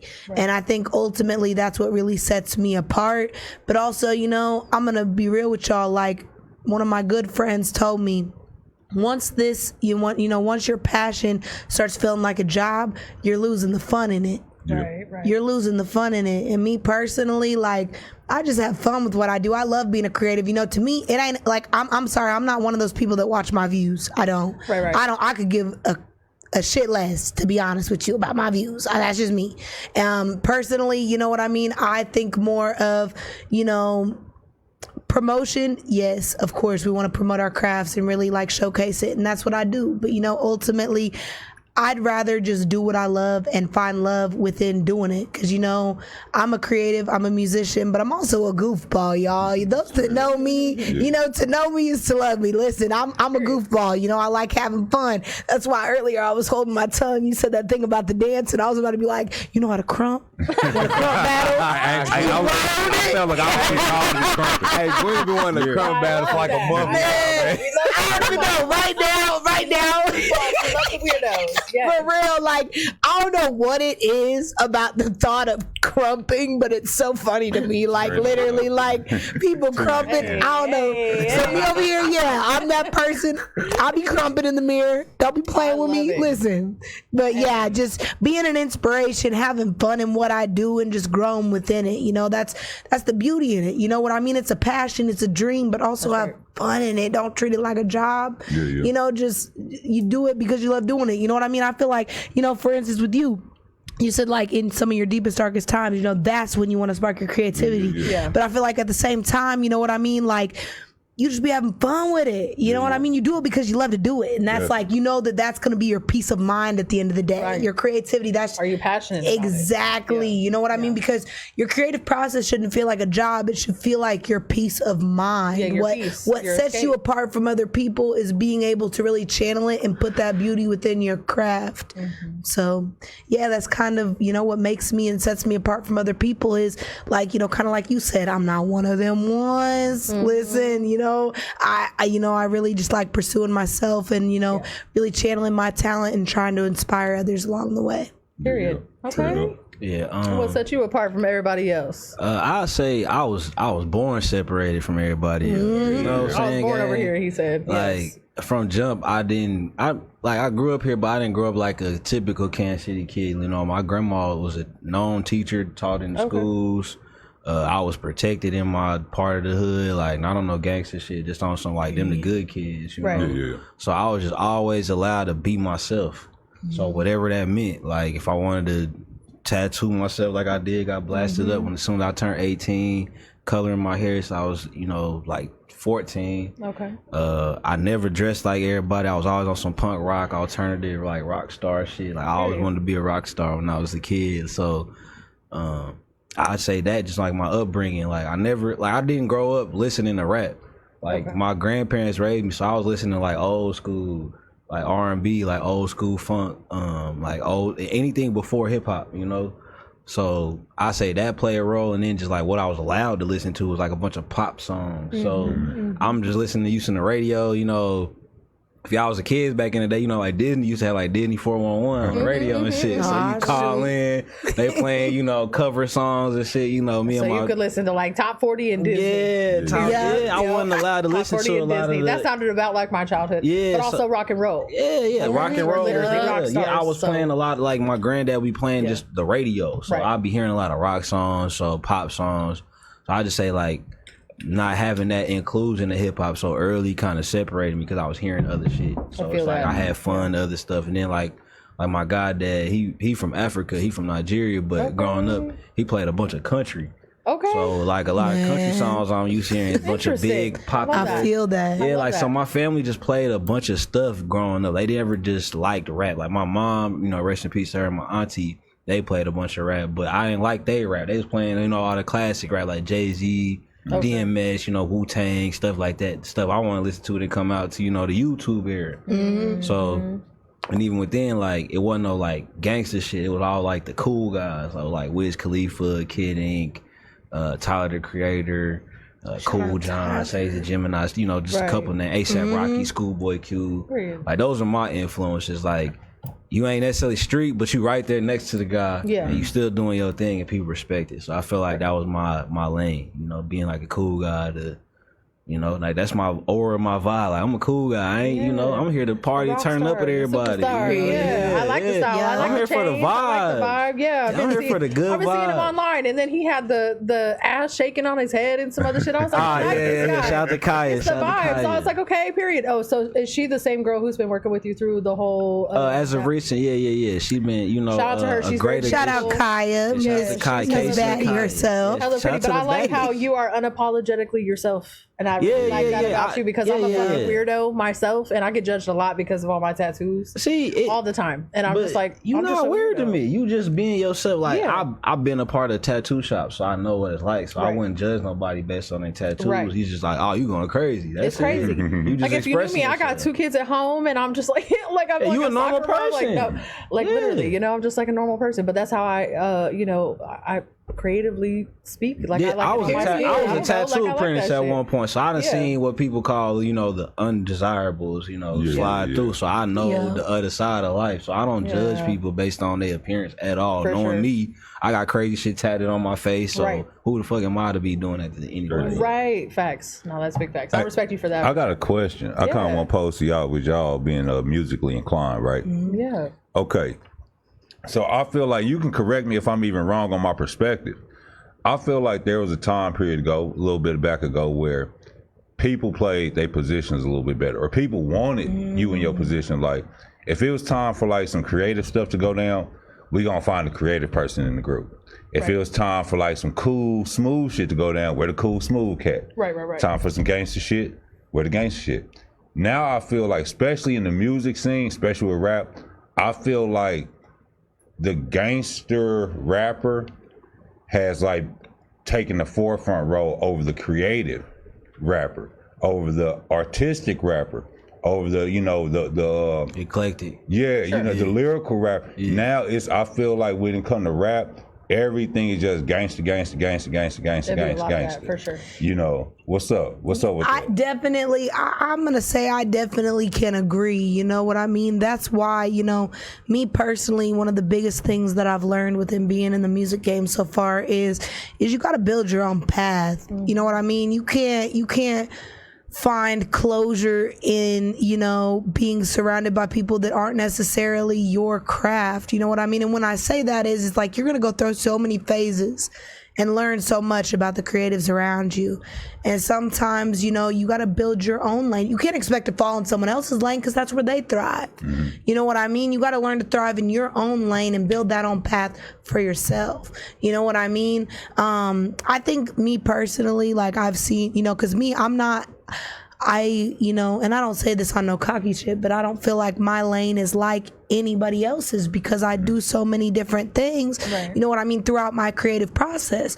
Now, you know, I hold myself to a very high standard just because I want to challenge myself. You know, I love finding people that, you know, are just a step above me.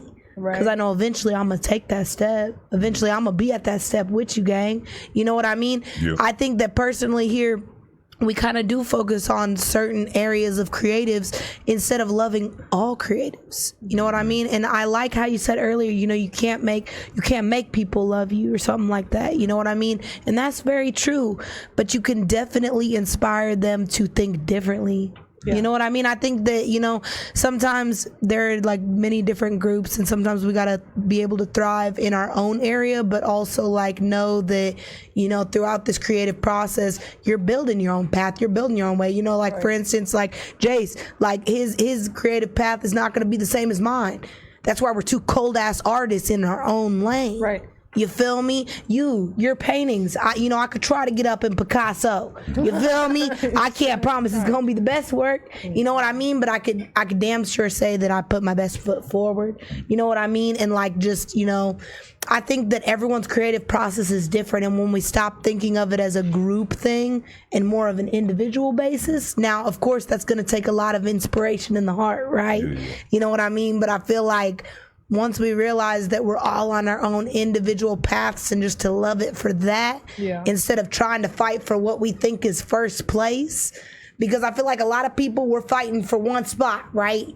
But we're all different. We're all different. So how do you be the best you that you could be? Exactly. How do you judge what top spot is? Because what is normal, to me, what is different, what is weird? Exactly. Like, because me, you know what I mean? Everyone sitting at this table is a different type of creative, right? Sure. We're all a different type of creative.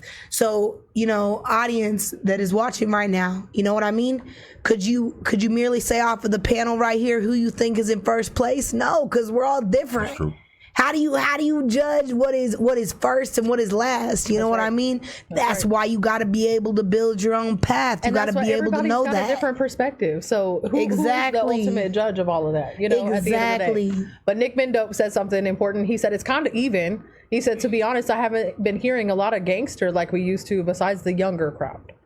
So really, it's more of the younger. I could agree with that. But that's a huge problem, though. Yeah. If the younger people is that's the issue. It's the younger people putting out that music, exactly. Yeah, it's that's like, really the issue. You know, is that the problem? Where that coming from? Why y'all? Right. I feel what This whole drill rap, even though drill rap is dying down, this whole concept and this shout out image, Swato in the building. It's a whole gangster image that I think really need to die, to be perfectly honest, because the gangster image is hindering the creativity. Because you got people who mad creative and mad dope that would be so much more talented if they could shed that wannabe gangster image. That look, you from the city, very true, you from the 30s, you from the 50s, you from 12th Street. It's already in you. You don't need to project it so much. And that's it's that projecting the gangster image. We know how y'all get down. We all know. That doesn't have to be all of what you do. Yeah, you don't have to overemphasize it. Just let it be who you. I'm a painter. I paint, but I'm from the 30s, nigga. You know what I'm saying? Like, don't get it twisted, but I'm a painter. Like, I'm a painter from the 30s. Yeah, it's you know what I'm saying? Like, no, I get what you mean. I get what you mean. Yeah, I'm not out here painting guns and painting people getting shot. What's this fascination? I'm about to call niggas out. All these Kansas City movie niggas. What's this fascination of you niggas making movies that ain't got nothing to do with niggas killing each other? Y'all niggas go to sleep and fantasize about killing people that look like you. All y'all movies is a bunch of drive-bys. You talking? What is wrong with you niggas? You talking? That problem. Honestly, do something else. Y'all be doing movies where little kids get killed. Y'all be shooting little kids. What? You niggas is some. So it's like, is that the narrative? And are we always going to be known as Killer City? Yeah, the LD niggas is running the city. Killer City. The LD niggas is running creativity. See, we don't have LD class like we used to where we know who the LD kids is. So what it is, the LD kids is just running rampant. And LD kid, these special ed dudes is willing to do stuff regular people ain't willing to do.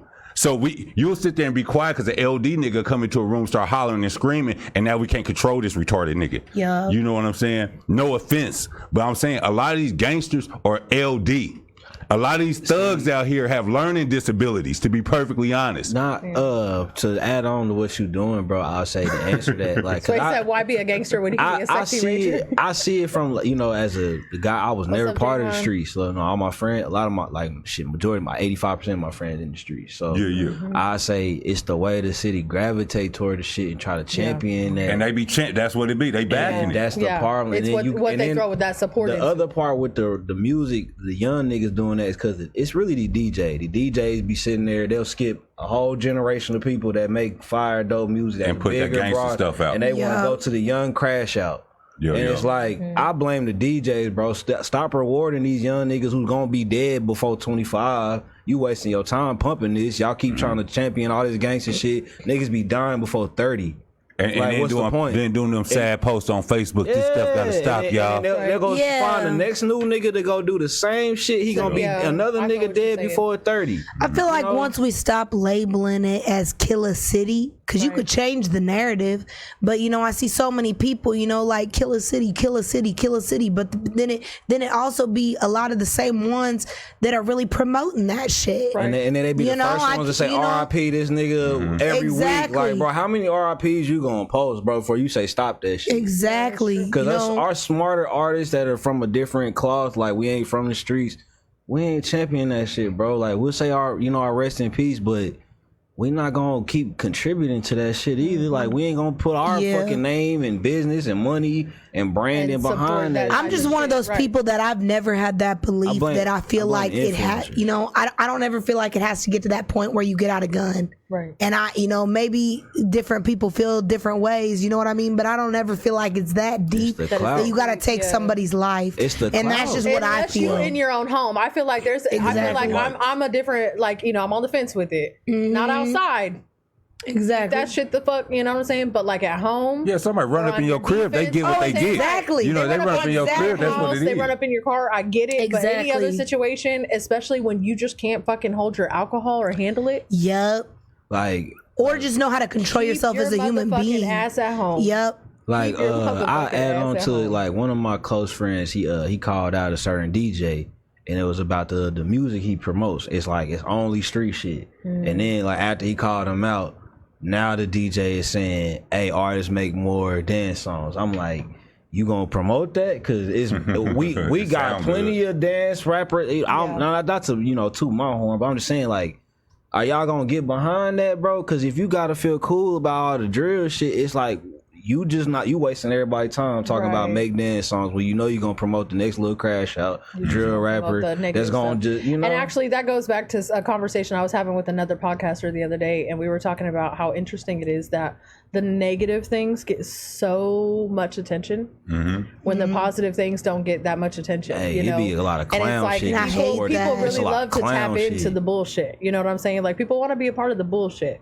but how many people really want to be a part of the positive change and the positive things that are going on? Because the positive ain't as fun. Yeah, it is. It's your type of fun. But let's be honest, you a messy ass motherfucker. Right, what type of fun do you like? Let's be honest though. When you in the club, you want to hear a little ratchet shit. You want to hear a little ignorant shit. Of course. But it's a level to it. It's limits to the shit. It's like, what's your mindset on while you listening to that type of shit? You about to go crash out and be on some dumb shit, or are you doing that because you want to actually hear that shit? I'm just enjoying the song. I'm just enjoying the song. Yeah, but we from that area. We didn't get it confused. Nick said they'll get older and change a little bit. We came up in a gangster music city, so naturally you can get caught up in it. And then Nick, when Grizz, when you was talking, he said you was spitting though. Straight up. And then he said, "Can y'all post your artist name on here? He want to check out the music." Tap into where I posted their no beef though. I didn't grow up in the gangster music city. Everybody was just rapping. We creatives. We wasn't highlighting street shit. I mean, it used to be dope because it was a space for the gangster stuff. Because you had all this other stuff. So it's a time and place for everything. Yeah. But now when every artist that's hot is on some gangster shit, right. It goes back out. To everybody trying to be like each other. All y'all ain't catching bodies, bro. Like, let's be honest. Like, y'all not all y'all not. Everybody be dead. All y'all ain't doing that. I saw a producer made a post on Facebook and he said some hella funny shit and that'll have me cracking the fuck up. Talking about you were struggling to come into the studio and couldn't even pay me some studio time, but rapping about you got this and that and this and that and these cars and stuff. When did your real life not be good enough? Right. Who stand up and be who the fuck you is. Make music about something that's relatable, but you don't gotta make music and be fake. I feel like a lot of people want to say what's popping instead of speaking their truth. I'm just gonna put that out there real quick because me personally, that's another reason why I'm gonna throw it back to earlier. That's why I write. anything that I say in my songs, you know what I mean? Like, I'm really speaking real life. Now, sometimes I'm not gonna lie. I was saying about the Balenciaga bullshit, you know what I mean? Whatever. You know, I'm not gonna lie. But as far as speaking my truth though, and talking about like my actual real life experiences, anything that got to do with that ain't never gonna be me popping my shit. That's my truth. I see my music as my own journal.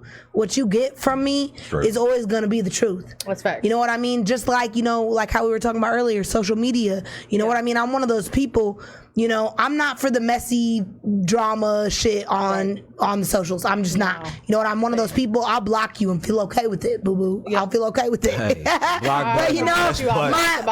but at the same time, you know what I mean?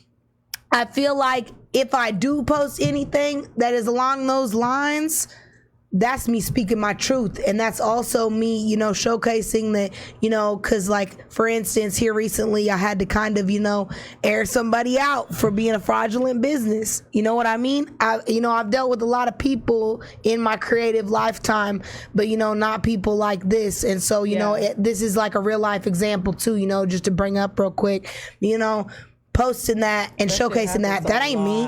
I don't like being that person on the socials that really has to, air somebody out like that. That ain't me. That ain't me. But at the same time, you know what I mean? It's more so for awareness, because I know that there's many other creatives out here. Yeah. And I'm not gonna lie, sometimes I could be a little naive, you know what I mean? Because I like to see the good in people. Yeah. And that's my problem. I have that problem. That's my problem. That you know what I mean? And a damn curse. Exactly. I got that problem and too. So, like after I had you know what I mean? And after I had made the best in everybody. Exactly. And it's like after I had made this post, I went through so many different things of doubt. Like, did I make the right move about posting this? Is this gonna affect my brand? What am I doing really? You know what I mean? Because I'm not one to post shit like that. But then I had to sit back and realize that I'm like, it's never a drama thing with me. It's just about the principle. Right. You know what I mean? When you are doing bad business with people, it affects people. It affects people. It affects a lot you know what of I mean? people. And also how you move sometimes as a creative and how you portray other people, that also is affecting their image. Don't ever be somebody that tries to affect somebody else's image, put somebody down, make someone feel less than. Because let me be for real, when it's exactly when you're at that table and you're also being judged the same, are you gonna feel okay? When it's your turn, oh my God. Are you gonna feel okay? When it's your I feel so turn, relatable boy. to this because I just went through a very similar situation, and aside from that, I went through a similar situation with my ex. And I'm gonna speak on it every fucking time because I can't. But I'm not gonna say no names. A lot of people know who my ex is because he's a big producer in Kansas City. He's very popular. But with that being said, anyways, I left his ass about last year. Since then, he has now given out several of my beats. And I was going to be announcing to people that I was going to be putting my hands in like actual productive work, production, like actually producing the beats on my album, when I had a female friend of mine who's also a singer, I support, no problem, saw that she had released a video. I went to go click on it, showing support, like, let me go check this out. About 2 seconds into it, realized that was my beat. Woo-hoo! He over there smiling. You imagine how pissed I was. Scandal. I'm like, holy motherfucking queen in that moment. So I turned off the video immediately and called this man, like, what the fuck? Like, what's going on? So it's just been a really big example of, it doesn't matter who that person is. It could have been somebody you was even in a relationship with. Please don't do business with people unless you're going to do a damn contract. Get your contracts I done learned that order. this shit my goddamn self. No, for real. And then, so with my ex and this most recent situation, both do a damn contract. Don't trust. You can't. Regardless if it's a person you in a relationship with, person you call a friend, a person you call family, cover your ass. Yeah, because you just don't know what somebody's gonna do out of some petty angry shit. A friend today, shout out enemy tomorrow. Shout out Hey, yo, I got one for you. Since you kind of on that topic, right? You kind of talk about people kind of, hating on you a little bit, right? Shout out, Fo. As a creative, I want to speak to y'all, right? Y'all got to be careful. If you're a person that's out here doing some shit, right? Be careful. You got to be real, real careful because we are in Kansas City and we already kind of talked about that little spirit in Kansas City, right? Because this is something you're going to come across. That's right. It's going to be people that want to be close to you, close enough to be seen. They're going to be close enough to be in the picture. but not close enough to help you when it's time to do shit. Yep. So be careful, because when you start really doing some shit, and people gonna notice, this mofo doing something, he making some waves. They gonna be around to where you feel obligated to include them. You gonna like when you making your plans, you let me not forget them. Let me not forget them. But they just really kind of pulling you back because they ain't contributing shit. I dub all them niggas. You know, it's don't want to do none of the work, but want to be seen with everybody. As a creative, these strangers is gonna be way more helpful to you than people you know, and that's unfortunate. But strangers is gonna show you more love, more support. They gonna be more on board with you doing. Plugged into. It's gonna be people you've been knowing for years. They've been telling you. Never know who's gonna be. And they've been saying, I feel like you heard this shit before. Why ain't you made it yet? Why ain't you made it yet? Cause nigga, you don't repost my shit. You don't like a comment on my shit. You ain't spent a dime with me on nothing I've been doing. That's why I ain't made it yet, nigga. Exactly. But I feel like a lot of the time people want to use other people as a stepping stone. Straight up. Because they're not confident enough in their creative process. No, big fact. And listen, I'm gonna just speak my truth real quick because I'm feeling inspired real quick. You know, I fell into a really bad hole with this entertainment group here in Kansas City, you know, for my Gwendoland event. Lost $3K. You know what I mean? Really took advantage of my brand and also, you know, my own personal worth. And that's something I've been dealing with here recently. You know what I mean?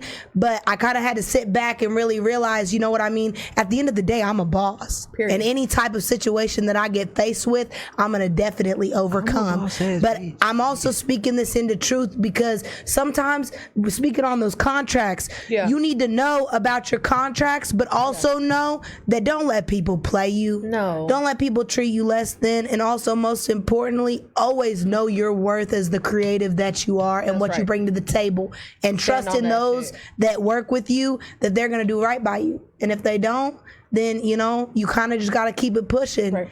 Because me, I never have a vengeful heart, but I also feel like there's another thing as standing on principle. And I feel like sometimes people, especially new creatives, I really want you to hear me when I say this.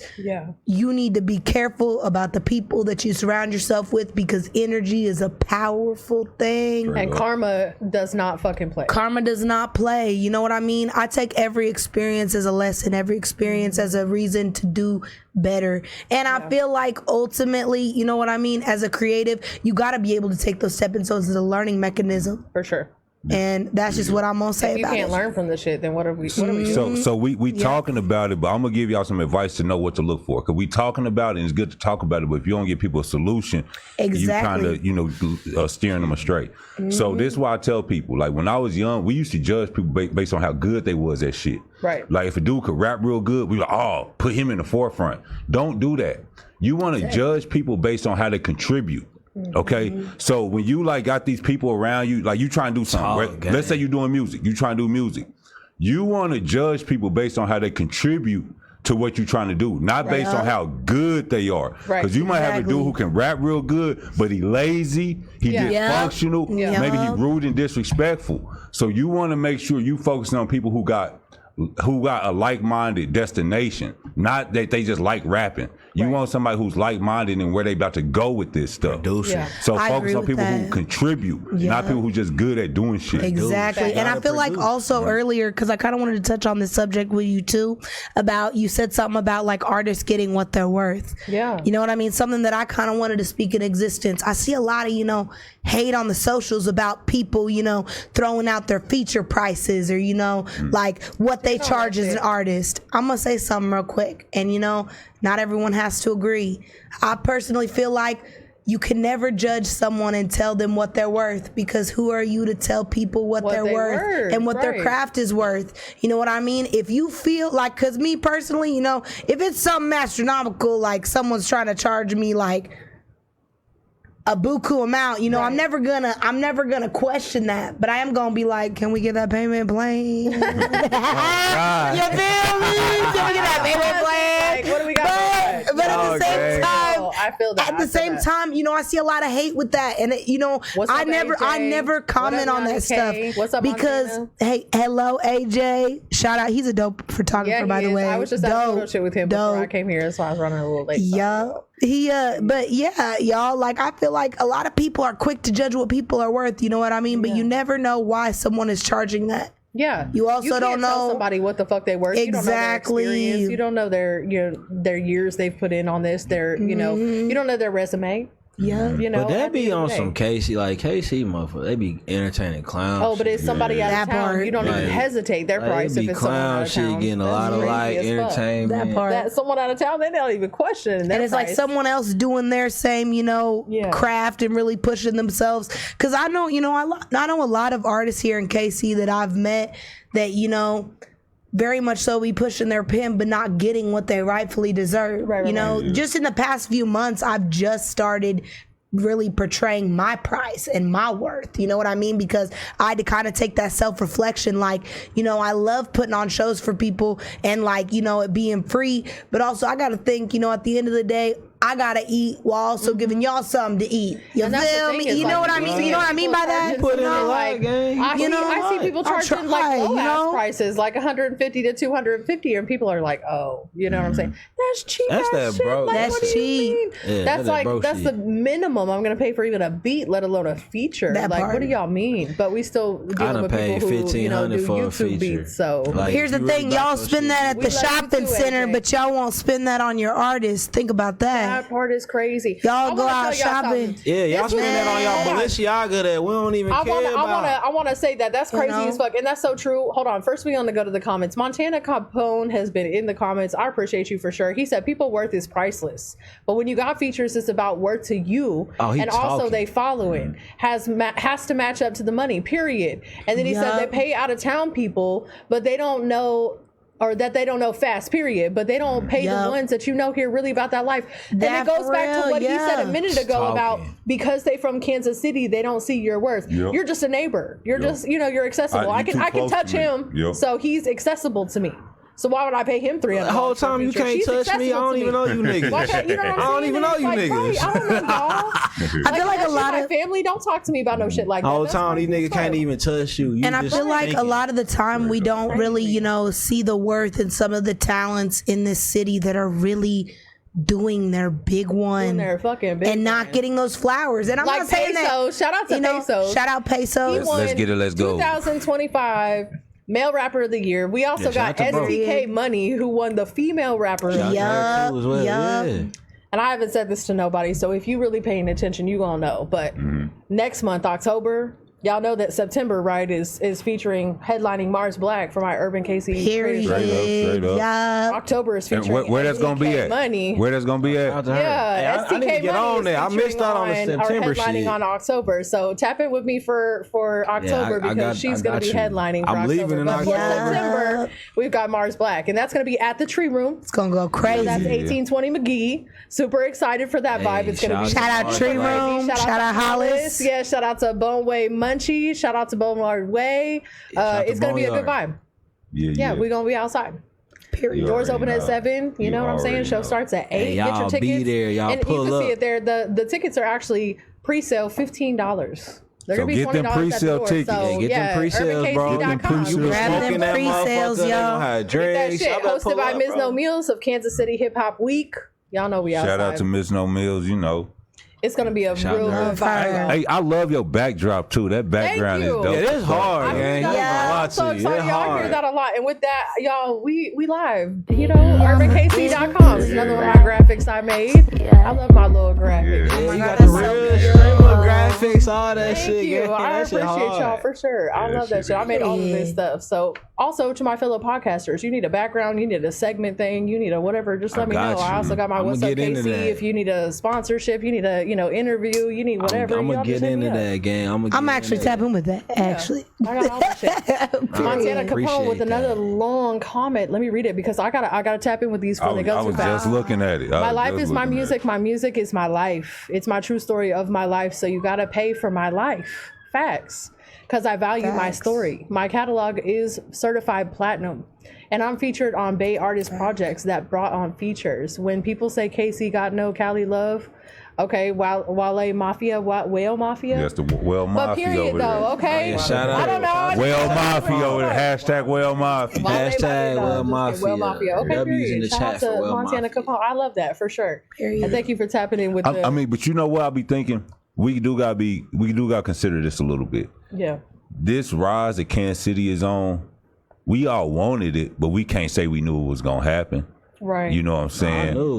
I knew it was gonna happen, but I just wonder if people. You knew the Chiefs were gonna win 2-3 Super Bowls. You knew we was gonna be getting all this new shit. Not the far as like the big media shit, but like noticing media platforms is coming out and putting like, up artists, making shows. Yeah. Like I've been a part of that for like the last couple of years, so I was always excited for where we at. So you right saw now. the progression. Yeah, I feel that. I'm part of One Entity as well. So if you ever heard Shout that out One platform, Entity. Like we've been putting up artists for years, bro, doing interviews, small form content, anything to help you get your image out. You know, we'll gladly do that shit. So shout out Jeice and Pat. Shout out Jeice and Pat. Shout out to my the nigga dogs. Pat, you know what I'm saying? Tricio. But yeah, bro, like to see where everything had to be on this podcast like 3 years ago, I didn't know nobody. So it was just me out here grinding, dropping music with nothing to keep promoting it, having people embrace me, something to promote myself on, you know, like it wasn't here like that, bro. So 2024 through 2025, seeing all these platforms grow and come out of nowhere and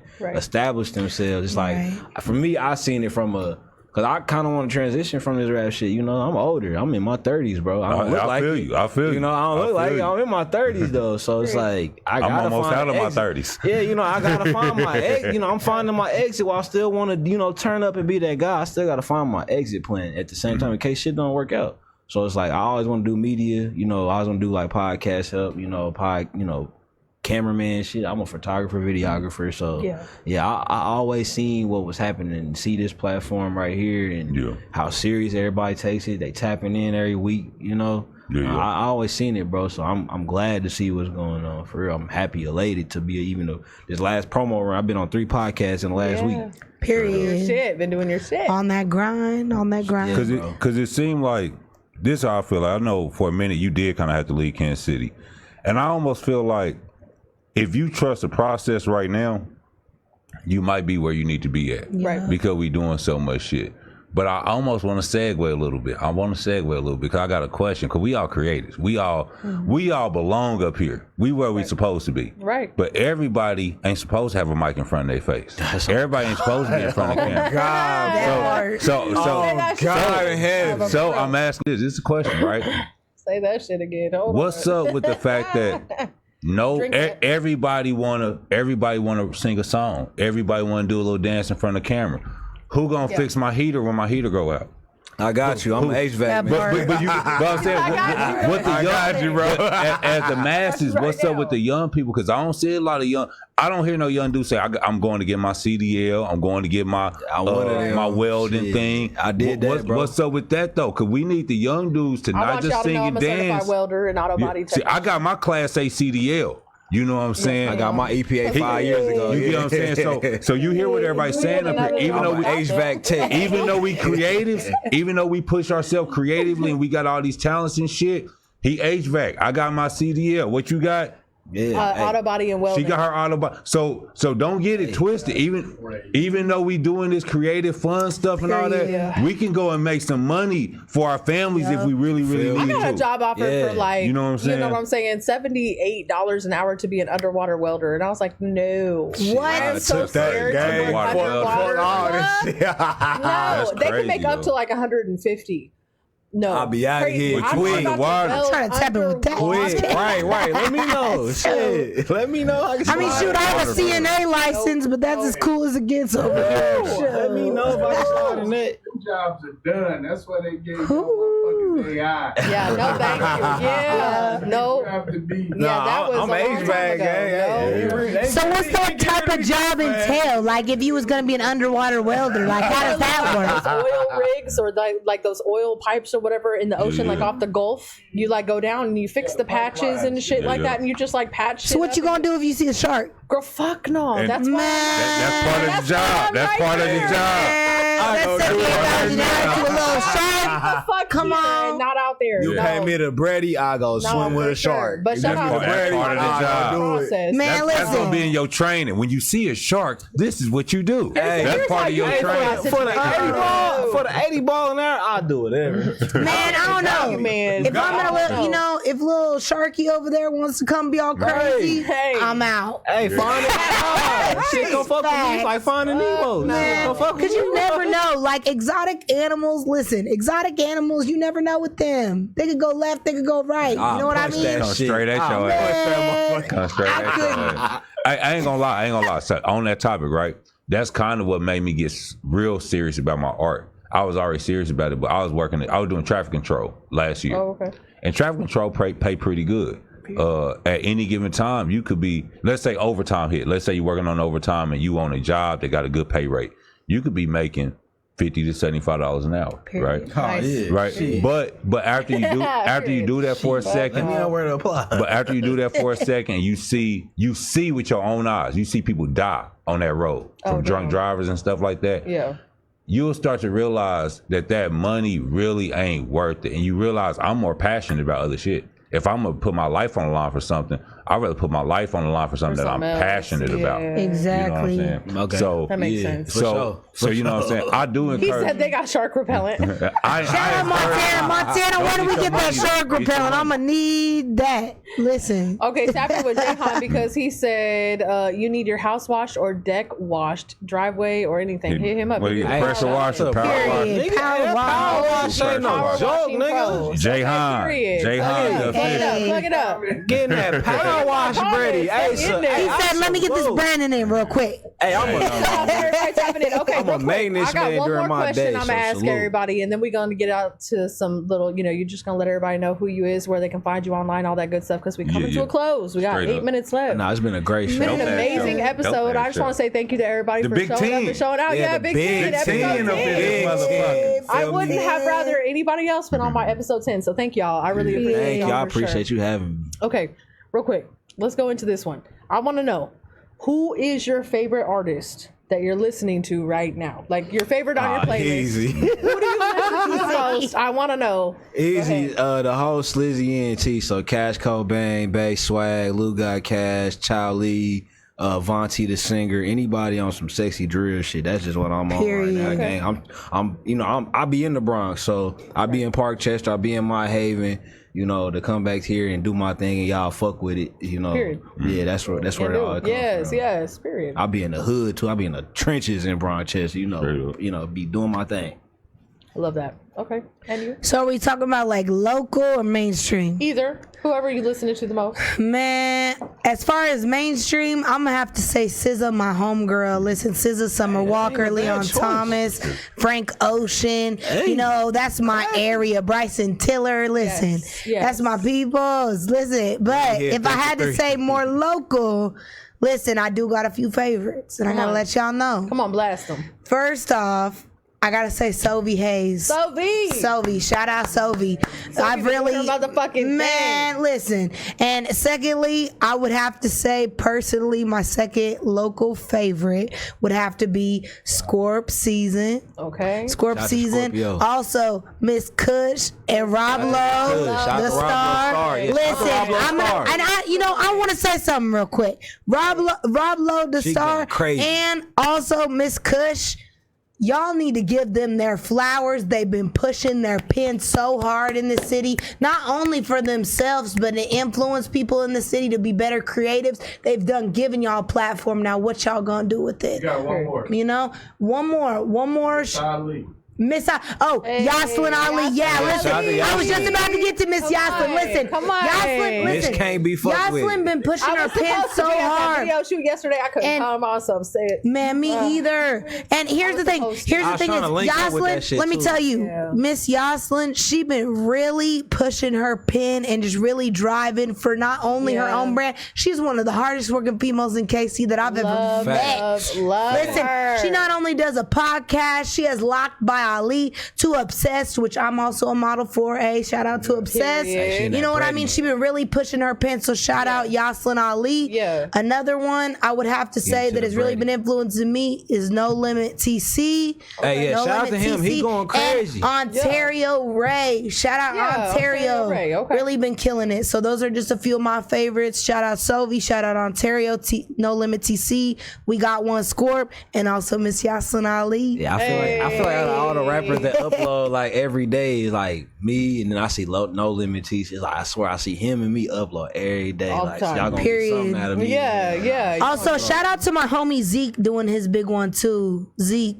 Tapping with him. Listen, gotta love Zeke. For sure. He cold. Yeah, I seen him at your performance last. Yeah, he cold. He been killing it. And Jay Chill. Shout out Jay Chill as well. Dope artists in Kansas City right now, and I've been getting tapped in hellas, especially with the start of Urban KC with all the newer artists. So shout out to everybody really doing their thing.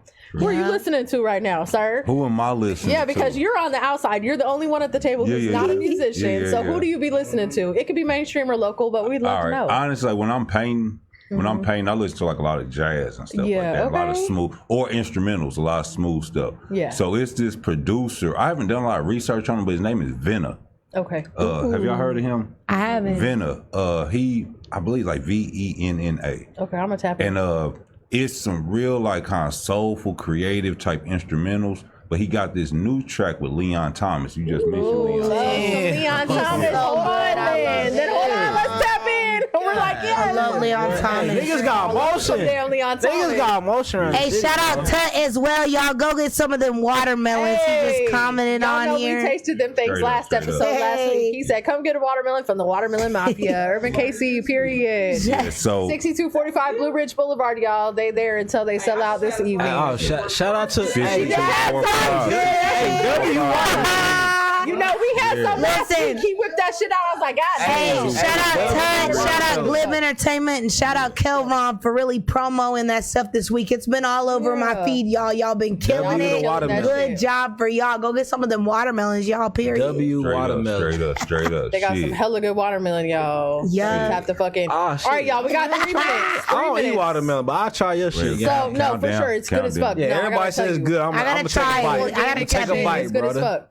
All right, real quick, y'all. Hey, Tut, you got a watermelon for us? Because if I can get the whole crew, and I mean everybody at this table to say, if they will say right now that they will pull up with me at Black Charlie's or where you're at, I'll pull up. which is just around the corner, y'all. After this podcast, you got a watermelon for us? You gonna chop that shit up? On God, bro. We'll pull the fuck up right now. I ain't never ate that shit either. I don't eat watermelon. We gonna pull up. I don't eat watermelon. Hold on, we got 3 minutes. I want everybody to have a chance to say who they is, where they can find you online. So go ahead and start with you. Oh yeah, my name Jeice, Laurant, the one only. You can't clone me, the biggest diva. You know, the evilest, the waviest, the biggest. You feel me? You can find me on Twitter, Instagram, Snapchat, YouTube at Jeice Laurent, JEICE Laurent, LAURENT, Jeice Laurent. You feel me? The biggest, the evilest, the waviest. You know what I'm saying? Period. Love Laurent 2 on the way. Period. Okay, and go ahead, Mio. Hey y'all, it's the baddest biddy in the motherfucking city, Gwenny, aka Miss Light Skin Beauty. Y'all can find me on IG at Gwenny_official, and also y'all tap in with me November 15th. I'm bringing the hottest creatives from the city to the Gwendoland Festival, November 15th, 2025. Make sure to stay tuned, tapped in with my page. I got Urban KC gonna be on the flyer. Listen, it's gonna be cold. We're gonna bring in the hottest creatives to the city and really shining light on those creatives doing their big one. So definitely pull up on me. Got a lot more surprises. So follow me at Gwenny_official. Shout out to Gwenny. All right, you already know it's a real Kansas City bear in the building. Yeah. Big bro Grizz, better known as Grizzlee motherfucking Adamz. Been out here for a real long time, making a lot of shit crack for a lot of motherfucking people. You don't know, you better know. Been rapping this shit for a real long time out here. So you can find me on Instagram at Big Bro Grizz. That's BIGBROGRIZ. You already know.